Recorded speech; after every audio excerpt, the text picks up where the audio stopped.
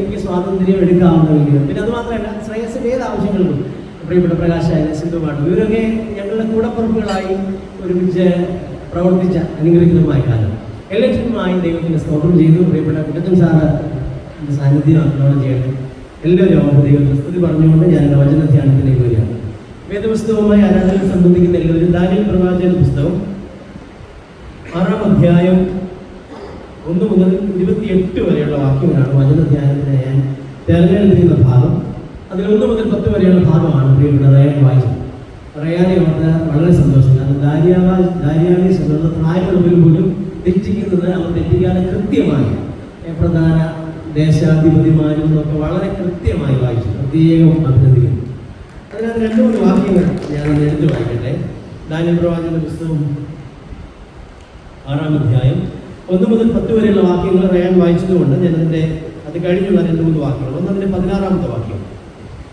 അവർ അങ്ങനെ രാജാവിന് കൽപ്പന കിട്ടിയാൽ അവർ ദാനിയേലിനെ കൊണ്ടുവന്ന സിംഹങ്ങളുടെ ഗുഹയിൽ ഇട്ടുകളഞ്ഞു. രാജാവ് ദാനിയേലിനോട് സംസാരിച്ചു. നീ ഇടപെടാതെ സേവിച്ചു വരുന്ന ദൈവം നിന്റെ ദൈവം നിന്നെ രക്ഷിക്കുമെന്ന് കൽപ്പിച്ചു. അതിന്റെ 27-ാമത്തെ വാക്യം. അവൻ രക്ഷിക്കുകയും വിടുവിക്കുകയും ചെയ്തു. അവൻ ആകാശത്തിലും ഭൂമിയിലും അടയാളങ്ങളും അത്ഭുതങ്ങളും പ്രവർത്തിക്കുന്നു. അവൻ ദാനിയേലിനെ സിംഹവായിൽ നിന്ന് രക്ഷിച്ചിരിക്കുന്നു. പ്രാർത്ഥന. ഞങ്ങളുടെ ദൈവമായ കർത്താവേ, വചന ധ്യാനത്തിന് ഞങ്ങൾ ഒരുങ്ങുന്നു. അങ്ങനെ ഞങ്ങളോട് കൃത്യമായി സംസാരിക്കണമേ. ദൈവവചനം നൽകുന്ന ചിന്തകൾക്കനുസരിച്ച് ജീവിതത്തെ ക്രമപ്പെടുത്താനുള്ള വിവേകവും വിനയവും പരിജ്ഞാനവും നൽകണം. ക്രിസ്തുവിനെ ആഴത്തിൽ അനുഗമിക്കാൻ വചന ധ്യാനം കാരണമാവണമേ. ഞങ്ങളുടെ ഇടവകയിലുള്ള എല്ലാ കുടുംബങ്ങളെയും ഓർക്കുന്നു. ഇടവകയ്ക്ക് നേതൃത്വം നൽകുന്ന ബഹുമാനപ്പെട്ട അച്ഛനെ കുടുംബമായി ഓർക്കുന്നു. കർത്താവെ, അച്ഛൻ്റെ ശുശ്രൂഷ ഞങ്ങളുടെ ഇടവകയ്ക്ക് അനുഗ്രഹമാകുന്നതിനാൽ നന്ദി കരയുന്നു. ഇടവക ചുമതലക്കാരെല്ലാം പ്രിയപ്പെട്ടവരെ ഓർന്ന് ഇടവകയിലുള്ള എല്ലാ കുടുംബങ്ങളെയും ഓർത്ത് പ്രാർത്ഥിക്കുന്നു. കഴിഞ്ഞ 5 വർഷക്കാലം ഞങ്ങൾക്ക് ഒരു കുടുംബമായി യാത്ര ചെയ്യുവാൻ ദൈവം നൽകിയ അവസരത്തെ സ്തോത്രം. തുടർന്ന് ഞങ്ങളുടെ ഇടവകയെ അനുഗ്രഹത്തോടെ നിലനിർത്തി സഹായിക്കണം. ചുറ്റുപാടുകളെ വാഴ്ത്തുന്നത് വിശക്കുന്നവരായി ആരും ഞങ്ങളുടെ ചുറ്റുപാടുണ്ടാവില്ലേ. ദൈവകൃപയുടെ കാവലാളായി ജീവിപ്പാൻ ഞങ്ങളെ സഹായിക്കണം. യേശുവിൻ നാമത്തിൽ തന്നെ ആമേൻ. ഒരു വർഷത്തിന്റെ അവസാനം ക്രമീകരിക്കുന്ന ധ്യാനയോഗത്തിന് വലിയ പ്രസക്തിയുണ്ട്. കാരണം ഒരു വർഷത്തിന്റെ അവസാനം ദൈവം നടത്തിയ വിധങ്ങളെ ഓർത്ത് ദൈവത്തിന് നന്ദി പറയുവാനും ദൈവത്തിന് സ്തുതി പറയുവാനും കിട്ടുന്ന സമയം. അത് മാത്രമല്ല, എവിടെയെങ്കിലും കുറവുകൾ ഉണ്ടെങ്കിൽ കൃത്യമായി ഒന്ന് പരിശോധന നടത്തുവാൻ കിട്ടുന്ന സമയമാണ് ഒരു വർഷത്തിന്റെ അവസാനം ക്രമീകരിക്കുന്ന ധ്യാനയോഗങ്ങളുടെ പ്രസക്തി. നമ്മളെങ്ങനെ വാഹനം ഓടിക്കുന്നതല്ല, വാഹനം ഒരു നിശ്ചയ സമയപരിധി കഴിയുമ്പോൾ സർവീസിംഗിലേക്ക് കൊണ്ടുപോകും. എന്തിനാണ് സർവീസിംഗിന് കൊണ്ടുപോകുന്നത്? ഡ്രൈവർ എത്ര പ്രാഗൽഭ്യമുള്ള ആളാണെങ്കിലും എത്രമാത്രം എക്സ്പേർട്ട് ആണെങ്കിലും വാഹനം സർവീസിങ്ങിന് കയറ്റി മതിയാവും. എന്തിനെന്ന് ചോദിച്ചാൽ, ഇനിയുള്ള നാളുകൾ നന്നായി വാഹനം മുൻപോട്ട് പോകണമെങ്കിൽ ഇടയ്ക്ക് ചില നിർത്തലുകൾ അനിവാര്യമാണ്. നിർത്തലുകൾ എന്തിനെന്ന് ചോദിച്ചാൽ, റീഅറേഞ്ച് ചെയ്യാൻ കഴിയും. ലൈഫിനെ റീഅറേഞ്ച് ചെയ്യാനും റീഓർഡർ ചെയ്യുവാനും കിട്ടുന്ന സമയമാണ് ഒരു വർഷത്തിന്റെ സമയം ലഭ്യമാക്കി ഇടവകയായി ക്രമീകരിക്കുന്ന ധ്യാനയോഗങ്ങൾ. അതുകൊണ്ട് ഈ ധ്യാനയോഗങ്ങൾ നമ്മുടെ ജീവിതം യഥാർത്ഥമായ ദിശയിലാണോ എന്ന് നമ്മോട് ചില ചോദ്യങ്ങൾ ചോദിക്കത്തക്ക വിധത്തിൽ നാം അതിനെ കാണണം. അതുകൊണ്ട് ഒരു പതിവ് വചന ധ്യാനം എന്നതിനപ്പുറത്ത്, ഒരു പതിവ് സ്റ്റൈലുകൾ, പതിവ് രീതികൾ എന്നതിനപ്പുറത്ത്, ദൈവമേ, ഞാൻ നയിക്കുന്ന ജീവിതം നിന്റെ ഹിതത്തിൽ നിന്ന് വ്യത്യസ്തവും മാറി യാത്ര ചെയ്യുന്നതുമാണെങ്കിൽ അവിടെ എനിക്കൊരു ക്രമീകരണം ആവശ്യമാണ്. ഒരു മടങ്ങി വരവ് എനിക്ക് ആവശ്യമാണെന്ന് നിരന്തരം നമ്മെ ഓർമ്മപ്പെടുത്തുന്ന അവസരങ്ങളാണ് ഓരോ വചന ധ്യാനവും. 2025 പ്രാർത്ഥനാപൂർവ്വം പ്രവേശിക്കുവാൻ നാം ഒരുങ്ങുമ്പോൾ നമ്മുടെ ജീവിതത്തെ ദൈവകരങ്ങളിൽ വിട്ടുകൊടുക്കാൻ, ദൈവകരങ്ങളിൽ സമർപ്പിക്കുവാൻ ഈ ദിവസത്തെ ഇന്നലെ മുതൽ ആരംഭിച്ച ധ്യാനയോഗങ്ങൾ കാരണമായി മാറട്ടെ എന്ന് ഞാൻ ആത്മാർത്ഥമായി പ്രാർത്ഥിക്കുന്നു. ദാനിയേലിനെ കുറിച്ചാണ് പ്രധാനമായി ഞാൻ എൻ്റെ വചന ധ്യാനം ക്രമീകരിച്ചിരിക്കുന്നത്. ദാനിയേൽ പ്രവാചകന്റെ പുസ്തകം 6-ാം അധ്യായം ഈ ദാനിയേൽ പ്രവാചക അധ്യായങ്ങളിലെ വളരെ സവിശേഷത ആർജിച്ച അധ്യായം. ഒരു ക്രിസ്ത്യാനിയായി ജീവിതം നയിക്കുന്ന വ്യക്തിയുടെ ജീവിതത്തിൽ വന്ന് ഭവിക്കുന്ന കഷ്ടതകളോടുള്ള പ്രതികരണം ദാനിയേലിന്റെ ജീവിതവുമായി ബന്ധപ്പെടുത്തി ചില ചിന്തകൾ പങ്കുവെച്ച് ഞാൻ എൻ്റെ ധ്യാനം അവസാനിപ്പിക്കാം എന്ന് ആഗ്രഹിക്കുകയാണ്. 1 മുതൽ 28 വരെയുള്ള വാക്യങ്ങൾ വീട്ടിൽ പോയി ഒന്നുകൂടെ വായിക്കണം. ഇന്ന് രാത്രി കിടക്കുന്നതിന് മുമ്പ് സാധിക്കുകയും അതിന്റെ തുടക്കം തന്നെ പറയുന്ന 6-ാം അധ്യായത്തിന്റെ 1-ാം വാക്യത്തിൽ തന്നെ പറയുന്ന ഒരു കാര്യമുണ്ട്. ദാര്യാവേശ് എന്ന് പറയുന്ന പാർസി രാജാവ്, പേർഷ്യൻ രാജാവിൻ്റെ നിയന്ത്രണത്തിലാണ് ഇപ്പോൾ യഹൂദ ജനത. ബാബിലോൺ ഭരണാധികാരിയായ ബെൽഷസ്സറിനെ തോൽപ്പിച്ച് രാജ്യം ഇതാ പാർസി രാജാവായ ദാര്യാവേശ് കൈവശപ്പെടുത്തി. ഒരർത്ഥത്തിൽ പറഞ്ഞാൽ നേതൃമാറ്റം ഉണ്ടായി എന്നുള്ളത് മാത്രമേ അവിടെ സംഭവിക്കുന്നുള്ളൂ. രാജ്യം വീണ്ടും അടിമത്തത്തിലാണ്. ബാബിലോണിയ അടിമത്തത്തിൽ നിന്ന് ഇതാ അവർ എത്തപ്പെട്ടിരിക്കുന്നത് പാർസി രാജാവായ ദാര്യാവേശിന്റെ കൈവശമാണ്. പേർഷ്യൻ രാജാവായ ദാര്യാവേശ് രണ്ടാണ്. അപ്പോൾ ദാര്യാവേശാണ് അവരുടെ രാജ്യം ഭരിക്കുന്നത്. വിദേശിയായ രാജാവ് രാജ്യം ഭരിക്കുമ്പോൾ രാജാവ് അഡോപ്റ്റ് ചെയ്തൊരു പോളിസിയാണ് 120 പ്രധാന നേതാക്കളെ തെരഞ്ഞെടുത്തു രാജ്യം മുഴുവൻ ഒന്ന് ഭരിക്കുവാൻ. ഈ 120 പേർക്ക് 3 പേരെ അവരെ നിയന്ത്രിക്കാൻ വേണ്ടി ഏൽപ്പിച്ചു. അവരിൽ പ്രധാനിയാണ് ദാനിയേൽ. ഓർക്കണം, യഹൂദനാണ് ദാനിയേൽ. യഹൂദ ജനത മറ്റൊരു രാജാവിന്റെ അടിമത്തത്തിൽ കഴിയുമ്പോൾ ദാനിയേൽ അനുവർത്തിക്കുന്ന അനുഗ്രഹീതമായ ഒരു ജീവിതക്രമമുണ്ട്. അതിലൊരു പ്രധാനപ്പെട്ട ക്രമമാണ് അതിന്റെ 4-ാമത്തെ വാക്യം. 4-ാം വാക്യത്തിന്റെ അവസാന ഭാഗം ഇങ്ങനെയാണ്: അവൻ വിശ്വസ്തനായിരുന്നുകൊണ്ട് ഒരു കുറ്റവും തെറ്റും അവനിൽ കണ്ടെത്തിയില്ല. ഇത് പറയുമ്പോൾ നമ്മൾ ഓർക്കണം, യഹൂദ ഗവൺമെന്റിന്റെ ഒരു ബ്യൂറോക്രാറ്റ് അല്ല ദാനിയേൽ, മറിച്ച് പേർഷ്യൻ രാജാവായ ദാര്യാവേശ് നിയോഗിച്ച ഭരണസമിതിയിലെ യഹൂദനായ മനുഷ്യനാണ് ദാനിയേൽ. യഹൂദന്മാരുടെ ഒരു പ്രത്യേകത, അവർ ആർക്കും അടിമകളായിരുന്നില്ല എന്നുള്ളൊരു ചിന്ത അവരെ എപ്പോഴും ഭരിക്കുന്നുണ്ട്. അതുകൊണ്ടാണ് അവർ എപ്പോഴും പറയുന്നത്, അബ്രഹാം ഞങ്ങൾക്ക് പിതാവായിട്ടുണ്ട്, ഞങ്ങൾ ആരുടെയും അടിമകളല്ല എന്ന പുതിയ നിയമത്തിൽ പല ആവർത്തി യേശു കർത്താവിനോട് യഹൂദ ജനത പറയുന്നതിന്റെ ഒരു കാരണം ഇതാണ്. അവർ അങ്ങനെ ആർക്കും വിധേയപ്പെട്ട് കഴിയുന്ന ഒരു പ്രകൃതക്കാരല്ല അവർ. എന്നാൽ ഇവിടെ ദാര്യാവേശ് എന്ന് പറയുന്ന രാജാവ് രാജ്യം മുഴുവൻ കീഴടക്കി യഹൂദന്മാരെ അടിച്ചമർത്തി ഭരിക്കുമ്പോൾ ദാനിയേൽ ചീഫ് ബ്യൂറോക്രാറ്റ്. ന്യായമായും ചീഫ് ബ്യൂറോക്രാറ്റ് എന്നുള്ള നിലയിൽ രാജാവിനോട് ലോയൽറ്റി പുലർത്തേണ്ട ഒരു ഉത്തരവാദിത്വവും ആർക്കില്ല, ദാനിയേലില്ല. കാരണം തങ്ങളുടെ രാജ്യം ഇപ്പോൾ അടിമത്വത്തിലാണ്. അടിമത്വത്തിൽ തങ്ങളുടെ ഇഷ്ടത്തിനൊത്തവണ്ണമല്ല രാജാവ് ഭരിക്കുന്നത്. കാരണം പേർഷ്യൻ രാജാവിന്റെ ഇന്റൻഷൻ എന്ന് പറയുന്നത് യഹൂദ ജനതയെ പരമാവധി ബുദ്ധിമുട്ടിച്ച് പരമാവധി അവരെ കൊള്ളയടിക്കുക എന്നതാണ്. അപ്പോൾ ഇതിന്റെ നേതൃസ്ഥാനം വഹിക്കുന്ന ഒരു ചീഫ് ബ്യൂറോക്രാറ്റ് എന്നുള്ള നിലയിൽ ദാനിയേലിന് ഒരർത്ഥത്തിൽ ന്യായമായും യഹൂദൻ എന്നുള്ള നിലയിൽ ഈ പേർഷ്യൻ ഗവൺമെന്റിന്റെ സിസ്റ്റത്തെ പ്രതിരോധിക്കാൻ പല മാർഗങ്ങളുണ്ട്. എന്നാൽ ഇതിന്റെ നടുവിൽ ഇദ്ദേഹം അനുവർത്തിക്കുന്ന ഒരു ക്വാളിറ്റി എന്നെ ഒത്തിരി ചിന്തിപ്പിച്ചു. ആ ഒരു ക്വാളിറ്റിയാണ് അവൻ വിശ്വസ്തനായിരുന്നു. അവൻ ദൈവത്തോട് വിശ്വസ്തത പുലർത്തി എന്നുള്ളതല്ല എഴുതിയിരിക്കുന്നത്. അവൻ രാജാവിനോട് തന്നിൽ അർപ്പിതമായ നിയോഗത്തോട് വിശ്വസ്തത പുലർത്തി. സാധാരണ ഗതിയിൽ പ്രൈസ് ദി ലോർഡ് പറയുന്ന വിശ്വാസികൾ നമ്മുടെ ഇടയിലുണ്ട്. എന്നാൽ ഇങ്ങനെയുള്ള പോയിന്റുകൾ പറയുമ്പോൾ പ്രൈസ് ദി ലോർഡ് പറയുന്നവരുടെ എണ്ണം വളരെ കുറവാണ്. അവൻ വിശ്വസ്തനായിരുന്നു, പ്രൈസ് ദി ലോർഡ്. ഇത് ഞാൻ പറയുമ്പോൾ പോലും ആരും എന്ത് ചെയ്യത്തില്ല, പറയണമല്ല. അതേസമയം ഞാൻ എൻ്റെ പ്രസംഗത്തിന് കുറച്ച് കഴിഞ്ഞ് അങ്ങോട്ട് പോകുമ്പോൾ നമുക്ക് അറിയാതെ പ്രൈസ് ദി ലോർഡ് പറയാൻ തോന്നുന്ന ഒരു പോയിന്റ് ഞാൻ പറയുന്നു. അപ്പൊ അറിയാതെ ചിലപ്പോൾ പ്രൈസ് ദി ലോർഡ് പറയും. എന്നാൽ ഇവിടെ അവൻ വിശ്വസ്തനായിരുന്നു. ഇത് എന്നോട് പറയുന്ന ഒരു കാര്യം, അല്ലെങ്കിൽ നിങ്ങളോട് പറയുന്ന ഒരു കാര്യം, ജീവിതത്തിന്റെ വ്യത്യസ്തമായ ഇടപെടലുകളിൽ അല്ലെങ്കിൽ ഇടപാടുകളിൽ ഞാനും നിങ്ങളും ആയിരിക്കുന്ന ഇടങ്ങളിൽ നാം വിശ്വസ്തരാണോ എന്നതാണ്. ഞാൻ എന്നിൽ അർപ്പിതമായ നിയോഗത്തോട്, അല്ലെങ്കിൽ ഒരു പഞ്ചായത്തിന്റെ സെക്രട്ടറി എന്നുള്ള നിലയിൽ, ഒരു അധ്യാപിക എന്നുള്ള നിലയിൽ, പൊതുപ്രവർത്തന രംഗത്ത് ഞാൻ പ്രവർത്തിക്കുമ്പോൾ എന്നിൽ അർപ്പിതമായ നിയോഗത്തോട് ഞാൻ വിശ്വസ്തത പുലർത്തുന്നുണ്ടോ? വിശ്വസ്തത പുലർത്തുന്നുണ്ടെങ്കിൽ നമ്മൾ അറിയാതെ എന്നോ പറയണം, ദൈവമേ നിനക്ക് സ്തോത്രം പറയണം. ഇവിടെ ദാനിയേലിനെ കുറിച്ച് പറയുകയാണ്, അവൻ വിശ്വസ്തനായതുകൊണ്ട് ഒരു കുറ്റവും അവനിൽ കണ്ടെത്തിയില്ല. അവനിൽ കുറ്റം കണ്ടെത്തുവാൻ കൂടെയുള്ളവർ ശ്രമിക്കുന്നുണ്ട്. എന്നാൽ ഇവൻ അവലംബിച്ച ഒരു ക്വാളിറ്റി, ആ ക്വാളിറ്റി എന്ന് പറയുന്നത് അവൻ വിശ്വസ്തനായിരുന്നു. ഈ വിശ്വസ്തതയ്ക്ക് 2 ഡെഫിനിഷൻ ഞാൻ പറയാം. ഒന്ന്, ഈ വിശ്വസ്തയുടെ പ്രത്യേകത സിമ്പിളാക്കി പറഞ്ഞാൽ അവന് ഒരു നേച്ചറേ ഉണ്ടായിരുന്നുള്ളൂ. രഹസ്യ ജീവിതം വിശുദ്ധമായിരുന്നു.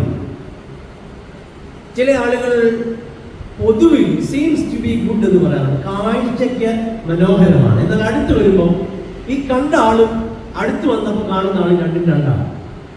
എന്നാൽ ദാനിയേലിനെ കുറിച്ച് പറയുന്നത് അവൻ വിശ്വസ്തനാണ്. അവനെ അടുത്ത് ചെല്ലുമ്പോഴും അവനിൽ എന്തേ കാണാനുള്ളൂ? അവൻ വിശ്വസ്തത ക്ലിയർ ആയിട്ട് റിഫ്ലക്ട് ചെയ്യാം. ഈ മുഖത്തല മാർഗമായിട്ടവരെയും അവിടുത്തെ സഹധികാരിയായി 2013-15 കാലയളവിൽ ഞാൻ ശുശ്രൂഷിച്ചു. അവിടെ ഒരു വലിയ സൺഡേ സ്കൂളാണ്. ഏതാണ്ട് 450 കുഞ്ഞുങ്ങളുള്ള ഒരു വലിയ സൺഡേ സ്കൂളാണ്. 800 വീട്ടുകാരുള്ള പള്ളിയാണ്. അപ്പൊ ഈ സൺഡേ സ്കൂളിൽ 40 അധ്യാപകർ. ഈ അധ്യാപകർ റിട്രീറ്റ് നടക്കുകയാണ്. അപ്പോൾ ഞാൻ സഹധികാരി എന്നുള്ള നിലയിൽ ഈ കാര്യങ്ങളിലൊക്കെ ഇങ്ങനെ വ്യാപൃതനായി നിൽക്കുമ്പോൾ ഞാനും അന്ന് എൻ്റെ കൂടെ സീനിയറായിരുന്ന അച്ഛനായിരുന്ന എം ശ്യാമലിച്ചോട് ഇങ്ങനെ സംസാരിക്കുമ്പോൾ ജ്യേഷ്ഠോപ പ്രൗഢോപ ആ സമയങ്ങളിലെ കുഞ്ഞുങ്ങളുമായി ഞങ്ങൾ സംസാരിക്കാം. അപ്പോഴാണ് അധ്യാപകർ ഇങ്ങനെ റിട്രീറ്റിന് ബാലിഷോളിലേക്ക് പോകുന്നത്.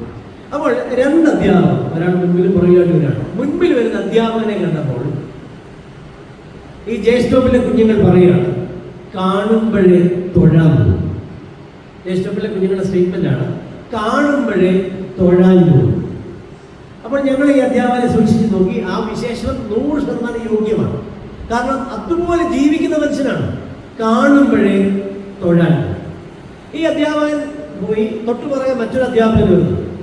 മറ്റൊരു അധ്യാപകനെ വന്നപ്പോൾ ഇതേ സ്റ്റേറ്റ്മെന്റ് പറഞ്ഞ പ്രിയപ്പെട്ടവർ എന്നെ നോക്കി എന്നോട് പറയാണ് അച്ഛാ, പ്രഹസനമാച, പടമാച. ഓർക്കണം, ഒരാളെ കണ്ടപ്പോൾ പറയാണ് കാണുമ്പോഴേ തൊഴാൻ തോന്നും. മറ്റേയാളെ കണ്ടപ്പോൾ അതേ രീതിയിൽ പറഞ്ഞ ആളുകൾ പറയാണ് എന്താണ്? പടം, പ്രഹസനം. എന്തുകൊണ്ടാണ് ഈ 2 വിശേഷണങ്ങൾ ആ കുഞ്ഞുങ്ങൾ പറഞ്ഞത്?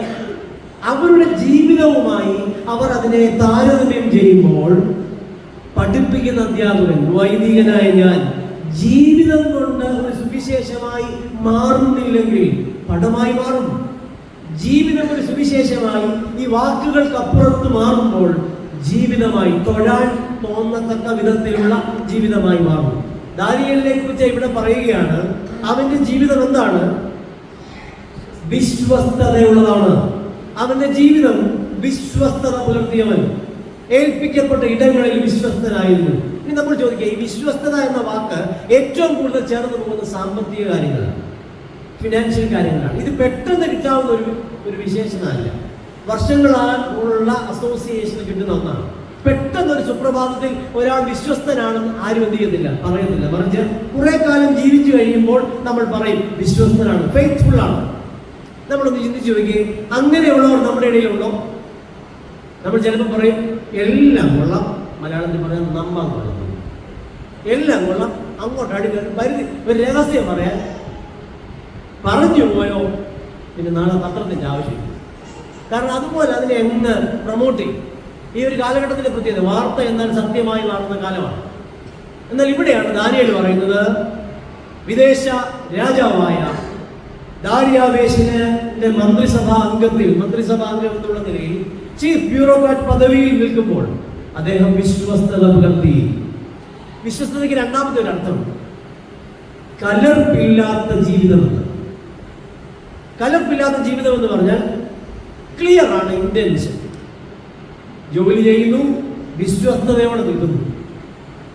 ഏകാഗ്രത എന്നുള്ളത് വിശ്വസ്തതയ്ക്ക് പകരം വയ്ക്കാവുന്നതാണ്. കലർപ്പില്ലാത്ത ഏകാഗ്രത, അതാണ് വിശ്വസ്തത. പ്രിയപ്പെട്ടവരെ, നമ്മുടെ ജീവിതം നമ്മൾ ഇന്ന് ദൈവത്തോട് ചോദിക്കണം, ദൈവമേ, ഒരു വർഷത്തിന്റെ അവസാനം വചനം കേൾക്കുക, ഒരു വീട്ടമ്മ എന്നുള്ള നിലയിൽ, ഒരു ജീവിത പങ്കാളി എന്നുള്ള നിലയിൽ, ഒരു കുടുംബിനി എന്നുള്ള നിലയിൽ, ഒരു അധ്യാപിക എന്നുള്ള നിലയിൽ, ഒരു സ്ഥാപനത്തിലെ ജോലിക്കാരൻ എന്നുള്ള നിലയിൽ ഞാൻ വിശ്വസ്തനാണോ? ദൈവത്തോട് വിശ്വസ്തത പുലർത്താറുണ്ടോ? ഇത് വളരെ പ്രാധാന്യമുള്ള കാര്യമാണ്. ദൈവത്തോട് വിശ്വസ്തത, ഇത് വളരെ സവിശേഷത ആർജിച്ചൊരു ക്വാളിറ്റിയാണ്. ദാനിയേലിനെ കുറിച്ച് കൃത്യമായുള്ള വിശേഷണമാണ്. അവൻ ആരാണ്? വിശ്വസ്തൻ. പ്രിയപ്പെട്ടവരെ, ജീവിതത്തിൽ ആർജിച്ചെടുക്കാവുന്ന ഒരു ക്വാളിറ്റിയാണ് വിശ്വസ്തത. അതുകൊണ്ട് ഞാൻ ഈ ശവസംസ്കാര ശുശ്രൂഷയൊക്കെ നടക്കുന്ന സമയത്ത് ഈ ഒരു വിശേഷണം ആരെങ്കിലും പറയുമോ എന്ന് ചിന്തിക്കും. സെക്രട്ടറി ആയിരുന്നു, ട്രസ്റ്റി ആയിരുന്നു, അല്ലെങ്കിൽ ഇന്ന ആളാണ്, എല്ലാമാണ്. പക്ഷേ അവൻ ഞങ്ങളുടെ ദേശത്ത് നഷ്ടമായത് ഒരു വിശ്വസ്തനെ എന്ന് പറയുന്നവരുടെ ശബ്ദം ഞാനിങ്ങനെ അങ്ങനെ അധികം കേട്ടിട്ടില്ല. ദാനിയേൽ വിശ്വസ്തൻ. ഞാൻ മുമ്പോട്ട് പോകട്ടെ. ജീവിതത്തിൽ ദൈവം എവിടെ നമ്മെ ആക്കിയാലും ഏത് ഇടപാടുകളുടെ നടുവിൽ നമ്മെ നിലനിർത്തിയാലും അവിടെ ഞാൻ നിങ്ങൾ പുലർത്തേണ്ടത് ഈ വിശ്വസ്തത. ഈ വിശ്വസ്തത ദാനിയേൽ പുലർത്തി എന്നുള്ളത് കാര്യമാണെങ്കിലും മുൻപോട്ട് പോകുമ്പോൾ ദാനിയേലിന്റെ ജീവിതത്തിൽ മുഴുവൻ പ്രശ്നമാണ്. അവിടെ ഒരു രാജകൽപ്പന വരികയാണ്. ആ രാജകൽപ്പന എങ്ങനെയാണ്? 30 ദിവസത്തേക്ക് ഇനി ആരോട് പ്രാർത്ഥിക്കണം? ആരോടാണ്?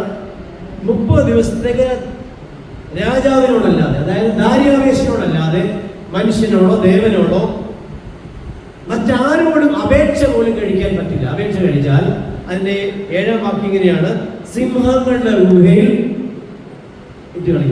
സിംഹങ്ങളുടെ ഗുഹയിലിട്ടും. ഇതാണ് ഖണ്ഡിതമായ രാജകൽപ്പന. അവിടെ കൃത്യമായി പറയുന്നു, പ്രാണന് ഹാനി തട്ടുമെന്നുള്ളത് കൃത്യമാണ്. രാജാവിനെ അല്ലാതെ മറ്റൊരു ദൈവത്തെ ആരാധിക്കാൻ പാടില്ല. ഈ കൽപ്പന രാജാവിന്റെ മുദ്ര മോതിരം വെച്ച് ദാരിയാവേശ് രാജാവ് പുറത്തിറക്കുകയാണ്. അപ്പോഴാണ് ഈ വിശ്വസ്തനായിരുന്ന ദാനിയേലിന്റെ ആരാധനാ ജീവിതവും വിശ്വസ്തതയുള്ളതായിരുന്നു. ഇത് രണ്ടും പ്രാധാന്യമുള്ളതാണ്. ഞാൻ ഈ പറയാൻ പോകുന്നത് എന്റെ പ്രസംഗത്തിന്റെ പ്രധാനമായ എംഫസിസ് ഇവിടെയാണ്. വിശ്വസ്തനാകുന്ന ഞാനും നിങ്ങളും ആരാധനയിൽ എന്തായിരിക്കണം? വിശ്വസ്തരായിരിക്കണം. ചില ആളുകൾ ആരാധനയിൽ വിശ്വസ്തരാണ്, ജീവിതത്തിൽ വിശ്വസ്തത കാണില്ല. ഇവിടെ ദാനിയേലിനെ കുറിച്ച് പറയുന്നത് അവന്റെ ആരാധനാ ജീവിതവും കലർപ്പില്ലാത്തതായിരുന്നു. അവന്റെ ജീവിത ഇടപാടുകളും വിശ്വസ്തതയുള്ളതായിരുന്നു. നമ്മുടെ ജീവിതം എങ്ങനെയാ? ആരും കാണാതിരിക്കുമ്പോൾ എങ്ങനെ? രഹസ്യ ജീവിതം വിശുദ്ധമാണോ? രഹസ്യ ജീവിതത്തിൽ വിശുദ്ധി കാക്കാറുണ്ടോ? ദാനിയേൽ പറയുന്നു, എന്റെ ജീവിതം കലർപ്പില്ലാത്ത വിശ്വസ്തതയുടെ പര്യായമാണ്. രാജകൽപ്പന പുറത്തിറങ്ങിയപ്പോൾ അവിടെയുള്ള ഏതാണ്ട് സിംഹഭാഗം, മജോറിറ്റി ആളുകളും രാജാവിന്റെ രാജകൽപ്പനയെ പേടിച്ച് എന്ത് ചെയ്യാണ്? ജീവനുള്ള ദൈവത്തോട് പ്രാർത്ഥിക്കുന്നത് നിർത്തി എന്നുള്ളതാണ് എന്റെ വിശ്വാസം. കാരണം ആരെ മാത്രമേ പിടിക്കുന്നുള്ളൂ? ദാനിയേലിനെ പിടിക്കുന്നു. രാജകൽപ്പന പുറത്തിറങ്ങിയപ്പോൾ പള്ളിയിൽ പോയവർ പോക്ക് നിർത്തി. നമ്മൾ വിശ്വാസത്തിന് നേരെ ത്രട്ട് വരുമ്പോൾ, ഭീഷണി വരുമ്പോഴാണ് നമ്മുടെ യഥാർത്ഥ വിശ്വാസം അളക്കപ്പെടുന്നത്. പ്രതികൂലമില്ലാത്തപ്പോൾ വിശ്വാസത്തിന് വലിയ പ്രസക്തിയില്ല. ശോധന നേരിടുമ്പോഴാണ് യഥാർത്ഥ വിശ്വാസത്തെ തിരിച്ചറിയുന്നത്. ദാനിയേലിന്റെ വിശ്വാസം കൃത്യമായി ഇവിടെ തിരിച്ചറിയപ്പെടുകയാണ്.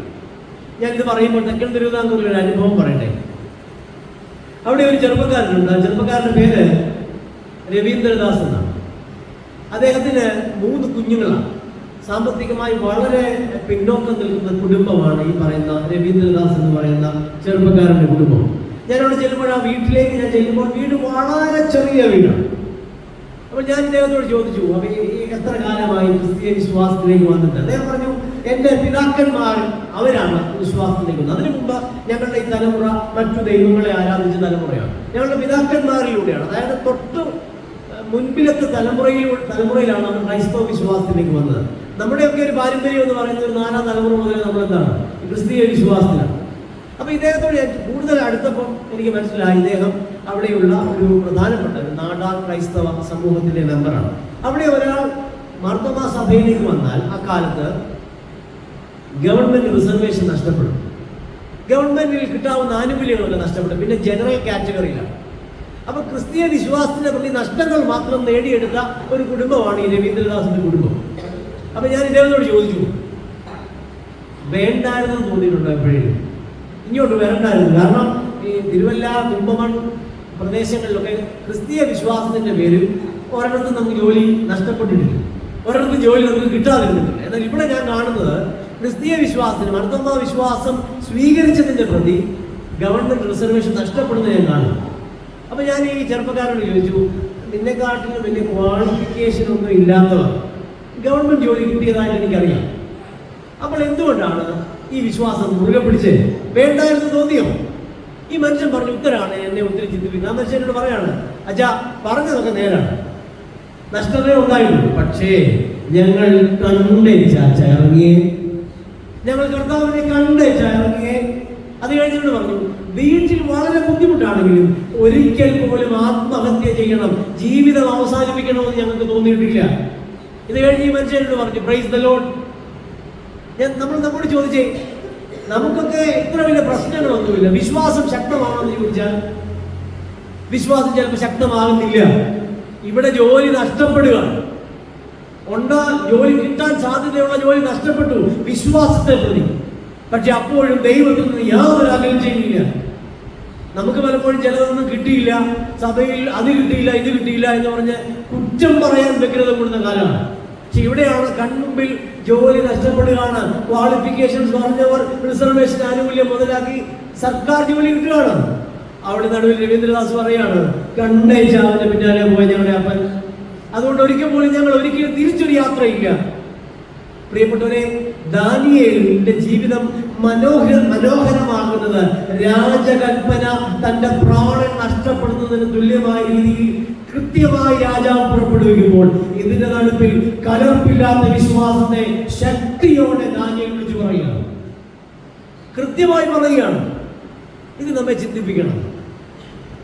എല്ലാം അനുകൂലമാകുമ്പോൾ പോലും മർദ്ദമാകാരനായ എൻ്റെ നിങ്ങളുടെ വായിൽ ഒരു പ്രൈസ് ദി ലോർഡ് വരുന്നില്ല എന്നുള്ളത് വളരെ വിഷമമായ കാര്യമാണ്. ഇതെല്ലാം പ്രതികൂലമാകുമ്പോഴാണ് വരുന്നത്. ഞാൻ അതിന്റെ 10-ാം വാക്യം കൂടെ വായിക്കാം. 6-ാം അധ്യായത്തിന്റെ 10-ാം വാക്യം. എന്നാൽ രേഖ എഴുതിയിരിക്കുന്നു എന്ന് ദാനിയേൽ അറിഞ്ഞപ്പോൾ അവൻ വീട്ടിൽ ചെന്നു, തന്റെ മാളിക മുറിയുടെ കിളിവാതിൽ യെരൂശലേമിന് നേരെ തുറന്നിരുന്നു. താൻ മുൻപ് ചെയ്തു വന്നതുപോലെ ദിവസം 3 പ്രാവശ്യം മുട്ടുകുത്തി തന്റെ ദൈവത്തിന്റെ സന്നിധിയിൽ പ്രാർത്ഥിച്ച് സ്തോത്രം ചെയ്തു. ആ വാക്യം ശ്രദ്ധിച്ചു വായിക്കണം. ഒന്നുകൂടെ ഞാൻ വായിക്കാം. എന്നാൽ രേഖ എഴുതിയിരിക്കുന്നുവെന്ന് ദാനിയേൽ അറിഞ്ഞപ്പോൾ അവൻ വീട്ടിൽ ചെന്നു, അവന്റെ മാളിക മുറിയുടെ കിളിവാതിൽ യെരൂശലേമിന് നേരെ തുറന്നിട്ടു എന്നല്ല, തുറന്നിരുന്നു. നമുക്ക് ചിലപ്പോൾ കഷ്ടത വന്ന് വരുമ്പോഴാണ് ഉപവാസ പ്രാർത്ഥന. കഷ്ടത പോയോ ഉപവാസ പ്രാർത്ഥന നിന്നു. ഇന്നിപ്പോൾ ഉപവാസ പ്രാർത്ഥനയുടെ പ്രസക്തി തന്നെ കുറയുകയാണെന്ന് നമ്മൾ ചിലപ്പോൾ പറയും. എന്നാൽ നമ്മൾ നിലച്ചിരിക്കാത്ത നാഴികയിൽ വലിയൊരു രോഗം വന്നാൽ കഷ്ടത അന്ന് ഉപവാസം മുറിക്കാറില്ല. എന്നാൽ ദാനിയേൽ ഇവിടെ അങ്ങനല്ല. രേഖ വിപരീതമായി എഴുതിയെന്ന് കരുതി ദാനിയേൽ കൂടുതൽ പ്രാർത്ഥിച്ചു എന്ന് അവിടെ എഴുതിയിട്ടില്ല.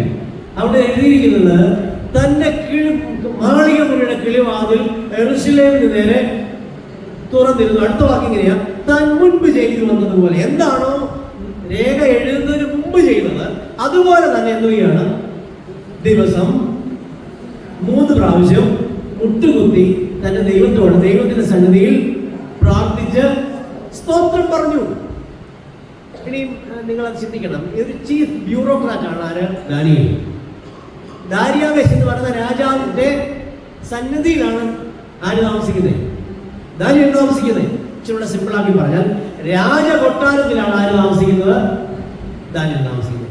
രാജകൊട്ടാരത്തിൽ 3 പ്രാവശ്യം മുട്ടുകുത്തി പ്രാർത്ഥിച്ച് സ്തോത്രം ചെയ്യും. നമ്മുടെ കഷ്ടത മാറിയപ്പോൾ നമ്മോട് ചോദിക്കാം, സങ്കടം മാറിയപ്പോൾ നമ്മുടെ പ്രാർത്ഥനാ ശൈലി എങ്ങനെയാ? നമ്മുടെ ബുദ്ധിമുട്ട് മാറി, നമ്മുടെ രോഗം മാറി, കഷ്ടത മാറി, നമ്മുടെ പ്രയർ ഹാബിറ്റ് എങ്ങനെയായിപ്പോ? ചെല്ലാതെ കുരിശു വരച്ച് കിടന്നു. ഇവിടെ പറഞ്ഞേക്കാണ് രാജകൊട്ടാരത്തിൽ മുൻപ് ചെയ്തു വന്നതുപോലെ. ഒരു പുതിയ പ്രയർ തുടങ്ങിയെന്നല്ല അവിടെ എഴുതിയിരിക്കുന്നത്, മുൻപ് ചെയ്തു വന്നതുപോലെ. വലിയ പ്രാധാന്യമുള്ള വാക്കുകളാണ്. താൻ മുൻപ് ചെയ്തു വന്നതുപോലെ താൻ രാജകൊട്ടാരത്തിൽ എത്തിയപ്പോൾ എന്താണോ ചെയ്യുന്നത് അത് തന്നെ എപ്പോ ചെയ്യാണ്? ഇപ്പോഴും ചെയ്യുക. കഷ്ടത വന്നപ്പോൾ ഇപ്പോഴും ഇതാ ചെയ്യുന്നത്. ഇത് നമ്മെ ചിന്തിപ്പിക്കണം. നമ്മുടെ ജീവിതം എന്ന് പറയുന്നത് കാലത്തിനനുസരിച്ച് പോകേണ്ട ഒരു ക്രമമല്ല. ക്രിസ്തീയ ജീവിതം എന്ന് പറയുന്നത് അച്ചടക്കത്തിലൂന്നിയുള്ള, ശിക്ഷണത്തിലൂന്നിയുള്ള ഒരു സ്പിരിച്വാലിറ്റിയാണ്. കൃത്യമായ ഒരു സ്പിരിച്വാലിറ്റി നമ്മൾ ഡിഫൈൻ ചെയ്ത് ജീവിതത്തെ നേടാൻ നമുക്ക് കഴിയണം. ദാനിയേൽ രാജകൊട്ടാരത്തിലിരിക്കുമ്പോൾ 3 പ്രാവശ്യം മുട്ടുകുത്തി പ്രാർത്ഥിച്ച് സ്തോത്രം പറഞ്ഞു. ഇനി സിമ്പിളായിട്ട് നമ്മൾ ചോദിക്കണം, നമ്മളൊരു സ്തോത്രം പറഞ്ഞിട്ട് എത്ര നാളായി? ഒത്തിരി നാളായി. ഈ സ്തോത്രം പറയാൻ പോലും നമുക്ക് പ്രയാസമാണ്. ഞാൻ പള്ളികളിലൊക്കെ പറയും, ഇടയ്ക്ക് ഒരു സ്തോത്രം ഹല്ലേലൂയൊക്കെ പറഞ്ഞിട്ട് മരിക്കാവും.